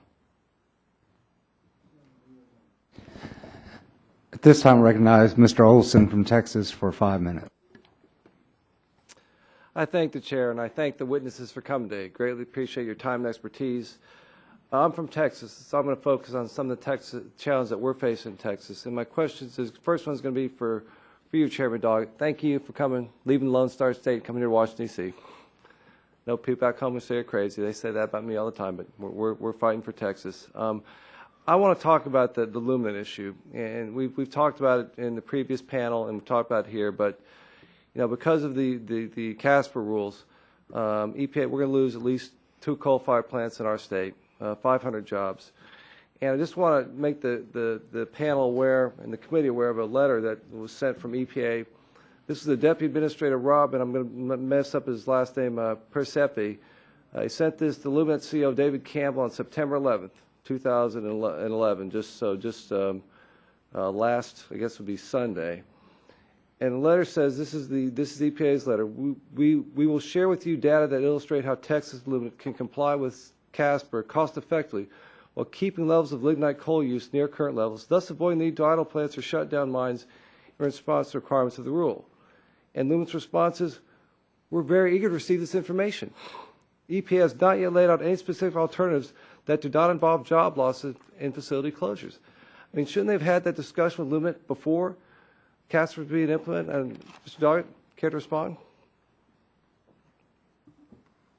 I would prefer not to respond relative to job loss, but certainly from reliability purposes, I think in discussions with EPA yesterday afternoon, they at this point are willing to sit and look at our numbers that generated the results from our report and let us try to determine why there are differences in the data that they used in preparing the rule versus the data that we're presenting.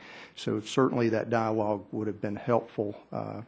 Yes, you would hope they would have that dialogue beforehand, before the company announces that they're going to have to close 2 power plants. I mean, that's absolutely wrong. Again, to the Public Utility Commissioners, similar experience, Mr. Davis, Commissioner Davis? EPA not giving you any warning, not consulting you, or making promises that they're not keeping? And to my knowledge, to the best of my knowledge, our agency has not received any communications from the Environmental Protection Agency at all. Commissioner Wise? Yes, we have not, and we're just trying to figure out where the end rules are going to be and how we shoot at a target that we don't know where it is. And Commissioner McKinney? To be fair to EPA, there's been several, from a NARUC perspective, several webinars and several discussions. But as far as reaching out individually and trying to understand what the local issues might be and what the real impact is going to be on both reliability and customers, no. And Attorney General Sherleth? My discussions with my clients over at PUC say they have not had that discussion. Although I will point out that Utah has some of the cleanest coal in the world, and with very low mercury, and we'd be able to share with all these folks if President Clinton in 2000 hadn't locked up the Comparawith Plateau in a designation. So we do have clean coal. It's not as big of an impact for us, but we are concerned about the nationwide impact. And just so the panel, the committee members know, and the American public know, just how this decision came about. I mean. And this is in response to another EPA letter, but they based their inclusion of Texas in the final rule on a prediction of a very small contribution from Texas generators to a single air quality monitor, only one, in an Illinois town 500 miles away from Texas. In this location that EPA established itself, that has concluded that it is in air quality attainment based on actual monitored results. But because of EPA's, they concede that whatever downwind impact Texas might cause is small and barely meets the statutory threshold, and yet they've taken this action that's at least right now going to close 2 coal-fired power plants. And Dr. Tierney, I want to ask you a question. I greatly appreciate your comments about natural gas and how that's the future of our energy generation in a lot of ways. But I'm concerned about EPA because right now they are attacking some of the techniques, the modern techniques we're using to recover natural gas. And we've got a great example in our home state of Texas where the EPA took over 2 wells, the Barnett Shale play, and took them from the Railroad Commission and the operator based on some sort of alleged contamination of drinking water. We did the tests and could determine positively that there was no contamination from any sort of natural gas recovery operations near those wells. If the EPA is able to somehow curtail these techniques, doesn't your model fall apart? Don't we have to have some other source of energy, other than natural gas? We've got to go back to coal because the wind and the solar, they're not baseline power loads. We've got to have some alternative. As you know very well, I am sure, most of the regulation that affects the extraction of natural gas is under state jurisdiction and state law. And so the terms and conditions of which under which extraction occurs in Texas is under the Railroad Commission. There are environmental issues. I have not heard anything in the past year and a half that I've been working on the National Petroleum Council study and the last 6 months in which I've been working on the Department of Energy Shale Gas Committee, in which I've heard EPA is going to shut things down on shale gas extraction. I'll get you some information on the 2 wells they took over in the Barnett Shale play. It did happen in Texas. EPA took it from the Railroad Commission. I yield back the balance of my time. Thank you. This time recognize the gentleman from Pennsylvania, Mr. Doyle, for 5 minutes. Thank you, Mr. Chairman. And I just want to say I was listening to your remarks, and I'm sympathetic to the concern about jobs. I think a lot of us feel the same way about some of these trade agreements. I know many Republicans support trade agreements, and where I come from, NAFTA didn't feel very good in terms of whether it was jobs for for Pittsburghers, but apparently it created jobs in other parts of the country. And it just seems this is the same kind of issue where there is obviously going to be displacement in certain parts of the country and opportunities in other.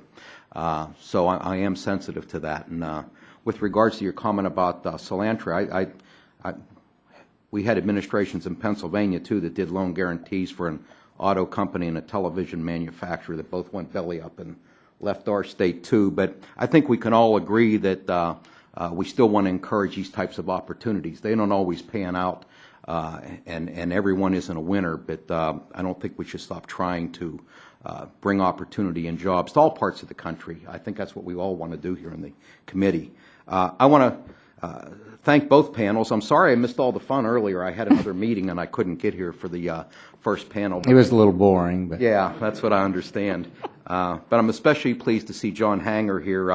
I want to tell you Pennsylvania has benefited from his many years both as a public utility commissioner as secretary of our DEP, and we're fortunate to have someone like John here to share his expertise with us. I was listening a little bit to the earlier panel, and I was rather surprised to see that on the broader issue of reliability, there seemed to be nearly unanimous agreement, which is a rare thing on this committee, that when these EPA regulations go into effect, that the lights are going to stay on. And I've been reading some of the comments filed by the RTOs that point out while reliability at large doesn't seem to be a major concern, there is some potential for more localized reliability issues that are going to need to be addressed in a targeted manner. Mr. Hanger, I'd like to ask you, I was looking at PJM's comments to the EPA, and they said specifically PJM proposes that EPA include in its final rule a reliability safety valve for specific units deemed reliability critical units, where an individual unit shutdown would adversely impact local reliability. In your testimony, you seem to suggest that this may not be needed, and you cite your experience with the consent decree with Exelon. Do you believe that similar outcomes, consent decrees, would be expected across the country when needed, or could you expand a little bit on why maybe you think this safety valve, reliability safety valve, isn't necessary? Well, I agree that the safety valve idea is a good idea. My testimony embraces the point that we already have that kind of authority under current law. We have at least 4 provisions in the Clean Air Act and the Federal Power Act that allow environmental regulators working with planning authorities like PJM and state public utility commissions, if that's appropriate, to enter into consent decrees. So I absolutely agree that whenever you retire an individual plant, there is a local reliability analysis that must happen. That's true whether or not we have these rules. There are some plants that are retiring today and we don't have the rules, and I'm sure wherever that happened or is in the process of happening, they've gone through a detailed reliability analysis. And we did that at Eddystone Crombie, and we found, PJM found a problem. And they then brought it to me, and we worked out with the existing authority a consent order that ensured that the environment was protected and the lights stayed on. Very good. So you don't necessarily oppose this idea of a reliability? No, I don't oppose the idea. Thank you, John. Mr. McKinney, PJM oversees a portion of the grid that serves 58 million people in 13 states, including your state and my state. It has a forward capacity market that allows it to know that it has capacity that it's going to need for the future. And recently, PJM conducted its auction for the 2014 to 2015 period. The cross-state and mercury air toxic rules will both be in effect by then. This auction showed that PJM will have more than enough capacity to maintain reliability. More than 4 gigawatts of new capacity will come to the market, mostly demand response, and the reserve margin will be 19.6%, which is in excess of the target of 15.3%. So based on this auction and additional analysis, PJM stated in its August 2011 report that resource adequacy does not appear to be threatened. West Virginia is in the PJM footprint, and I'm just curious, does your commission have any modeling or analysis that disputes PJM's finding or auction results? What we do have is, I think if you listened earlier to the FERC commissioners, they talked about local impacts, and local impacts is really many of the issues. And we can reach back to just to D.C. Recently, who chose to shut down 2 coal plants and have waited a significant number of years to be able to replace those with some other source of generation or some source of transmission. So the issue really gets down to local issues. Yes, there may be, if you've got 10 tons, or if you got 10 gigawatts someplace, but you can't get it to where it needs to be, it doesn't help. Sure. I think we all realize that there's going to be local reliability issues in certain segments. And that's what I'm asking for. I'm asking for some sort of flexibility and the ability to be able to move things and allow plants that don't need or cannot, you can't justify from an economic point of view to be retrofitted, but allow them some safe harbor. You'd support this concept of Absolutely. reliability, safety valve also. Yes, it is. Mr. Chairman, you're generous with your time as always, and I thank you. Thank you. Mr. McKinley, you're recognized for 5 minutes. Thank you, Mr. Chairman. Mr. Hanger, you had referenced, I think you said in your, I think it was in your remarks. I've read through your printed remarks, but in your oral statement, you said that there were 2 plants or a couple plants that shut down in Pennsylvania. Had they? Am I correct on that? Something about some plants and yes, there were 2 plants, 4 units, a total of 933 and megawatts. Were they? Did they meet at one time the EPA standards? Well, they were built. Yes or no? At one time. Okay. In the 50s and 60s and 70s, they were very old plants. Okay, and they're old plants. I understand, but then you went on, which really caught my ear. You said that they sickened and killed people.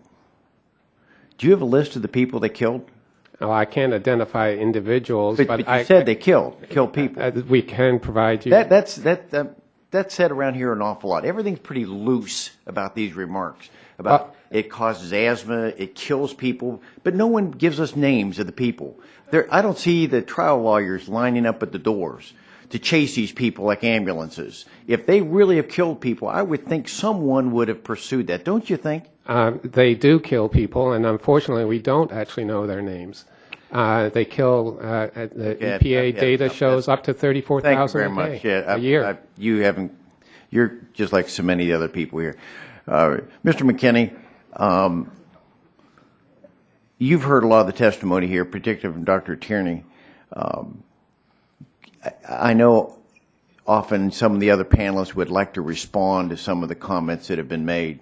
So would you like to respond to Ms. Tierney's comments or her facts and conditions? And respectfully, I do disagree with Dr. Tierney, and in fact, I've looked at the 8 points, and I can agree on 1 point and partially agree on another, but the rest I disagree. So that's 2 out of 8 that I agree on. And I go into a little background. One of the things we talk about, EPA has had years or decades of notice. Well, these rules are still not totally finalized, and until you see the final rule, there's no way you can make any judgment about what the impacts are going to be.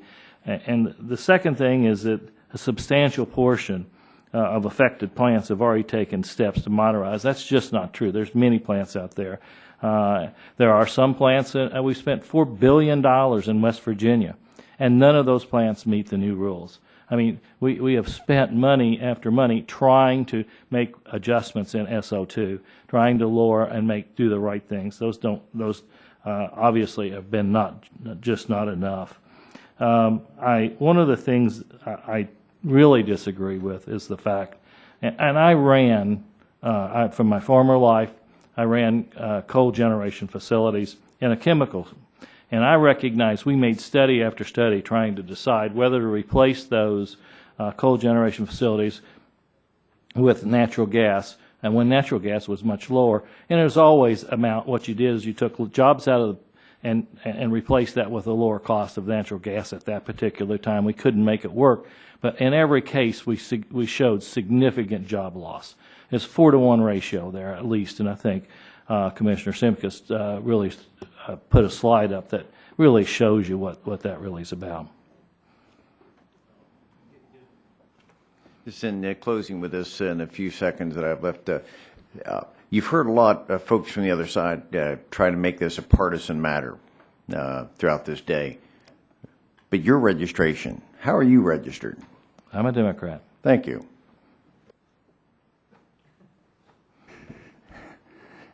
Thank you, Mr. McKinley. Mr. Green, you're recognized for 5 minutes. Thank you, Mr. Chairman. Mr. Doggett, I want to thank you for being here and to testify today. The 100-plus degree temperatures we're experiencing across Texas and then the extreme cold weather we had in February, reminders of how important the role ERCOT plays in Texas, and I appreciate your working to ensure Texans have the electricity they need to get through the extreme temperatures. For members, in Texas we have our own grid, and although parts of southeast Texas and parts of north Texas are not part of it, but ERCOT's our agency that controls it. Mr. Doggett, you're here today to testify about the recent analysis ERCOT conducted on what the CSA PR rule would mean for Texas, the cross-border rule. In doing so, I noticed you did not include how natural gas infrastructure would affect the 3 scenarios you discussed in length.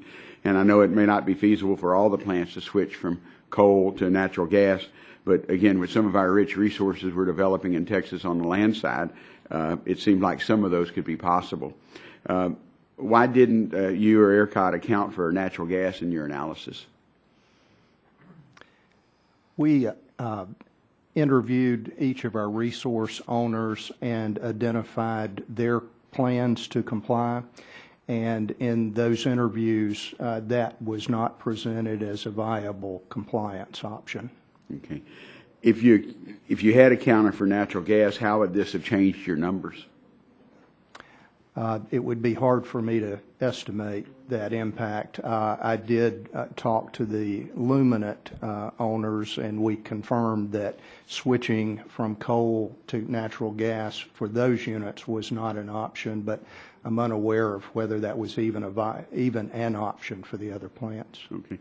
I've been told, and I know recently with our heat wave in Houston, there were some natural gas plants out of mothball, were taken out of mothball. I've been told that only 40% of those natural gas plants are running. Is that a correct percentage?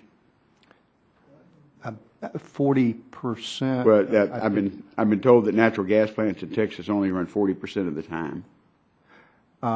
Natural gas delivers about a little over 40% of our energy. I'm sure off peak because they are not necessary with baseload generation. I'm not sure if 40% is the number, but we economically dispatch the units, so it's likely that they are not running at off-peak times. Okay. Is there any discussion on trying to go to make the baseload natural gas with prices now at $3.90 per MCF? Because I know baseload is particularly our nuclear power plants. We have 2 in Texas, and also with coal plants.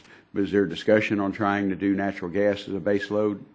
We had a hearing in Texas yesterday where one entity outside of ERCOT in East Texas highlighted that they were going to reverse their fleet and make their gas units their base load resources and let the coal units provide the variability.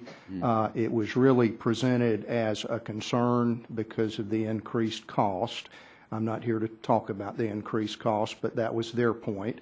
And they also highlighted the concern with increased maintenance and decrease in reliability when you use a unit that was designed for base load cyclically. That creates maintenance problems. Okay. I understand ERCOT has the authority to utilize reliability must-run contracts with companies. Can you explain what these contracts are and whether or how they could be used to mitigate some of the generation capacity reductions that we've experienced? I know you have at ERCOT. Is there a way that those contracts can be utilized that ERCOT can do?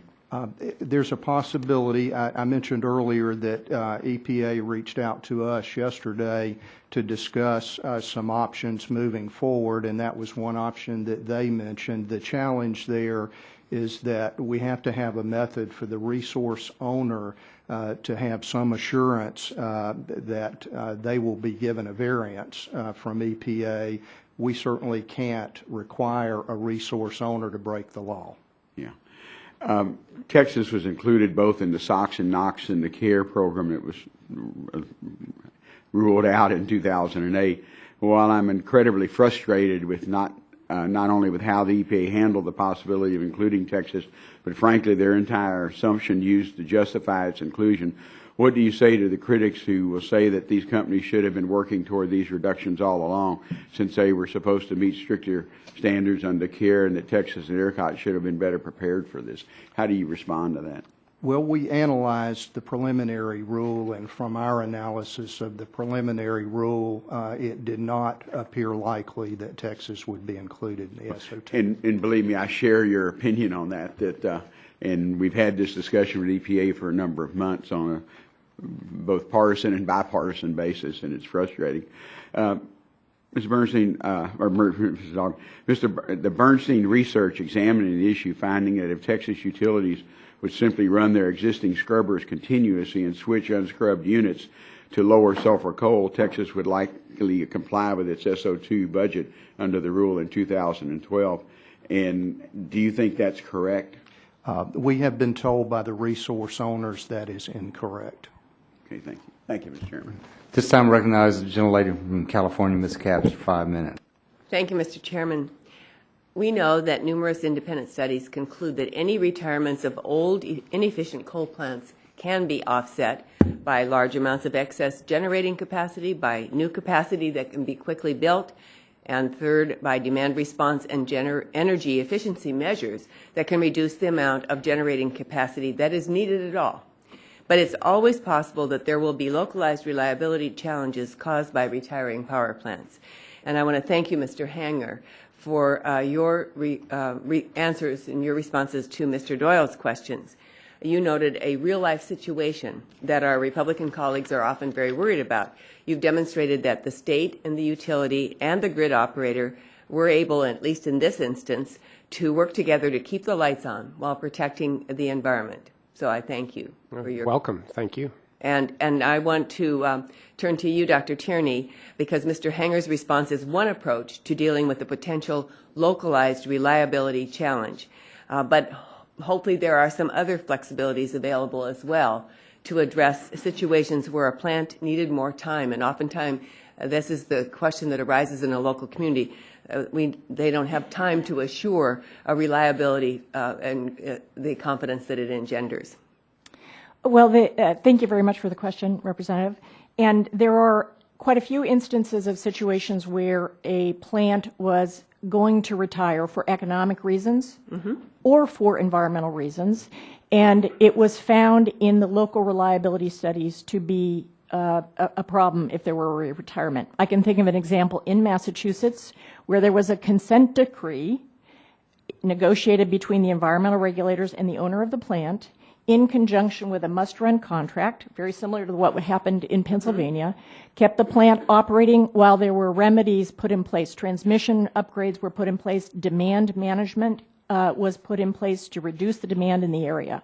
Another example is one that I mentioned previously across the river at the Potomac River Generating Station, where Virginia was, the state regulators were interested in having that polluting plant be shut down.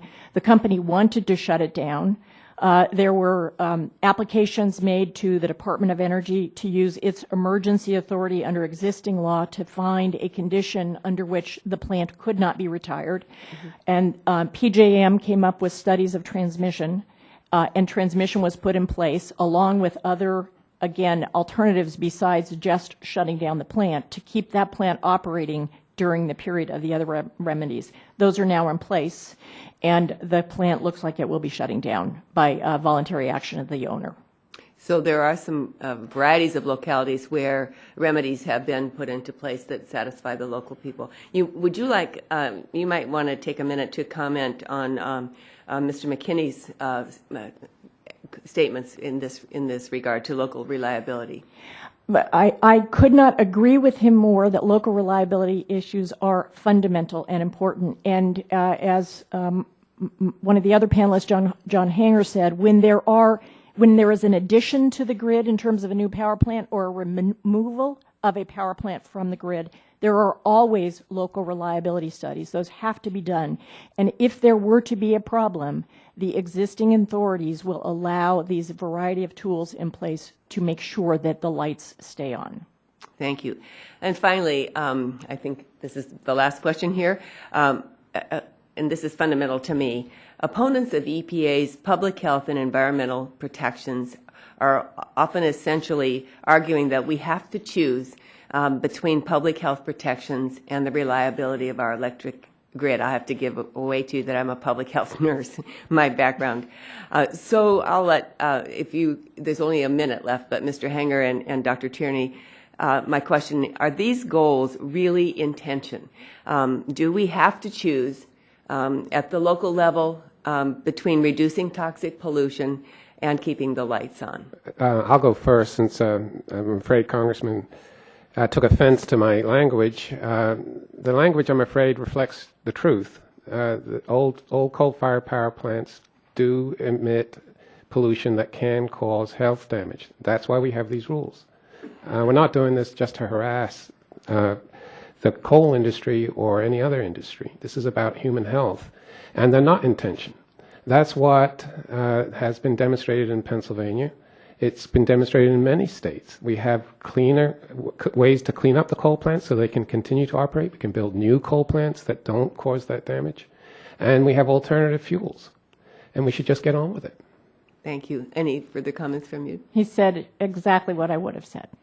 And also from my background, the cost of health, damaged health to employees, to neighborhood families, we haven't really stopped to figure out exactly how that fits into this balance as well. So that when we assess the cost, we need to look at a wide circumference. And I'm glad to know that, and maybe some of the rest of you would agree. If anyone wants to, I have 29 seconds. Oh no, I'm over.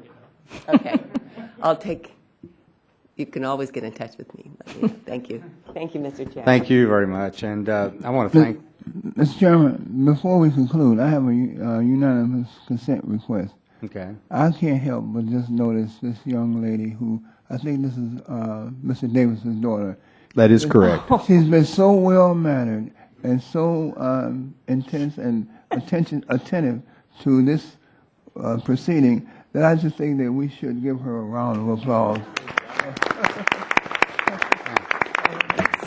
What is her name?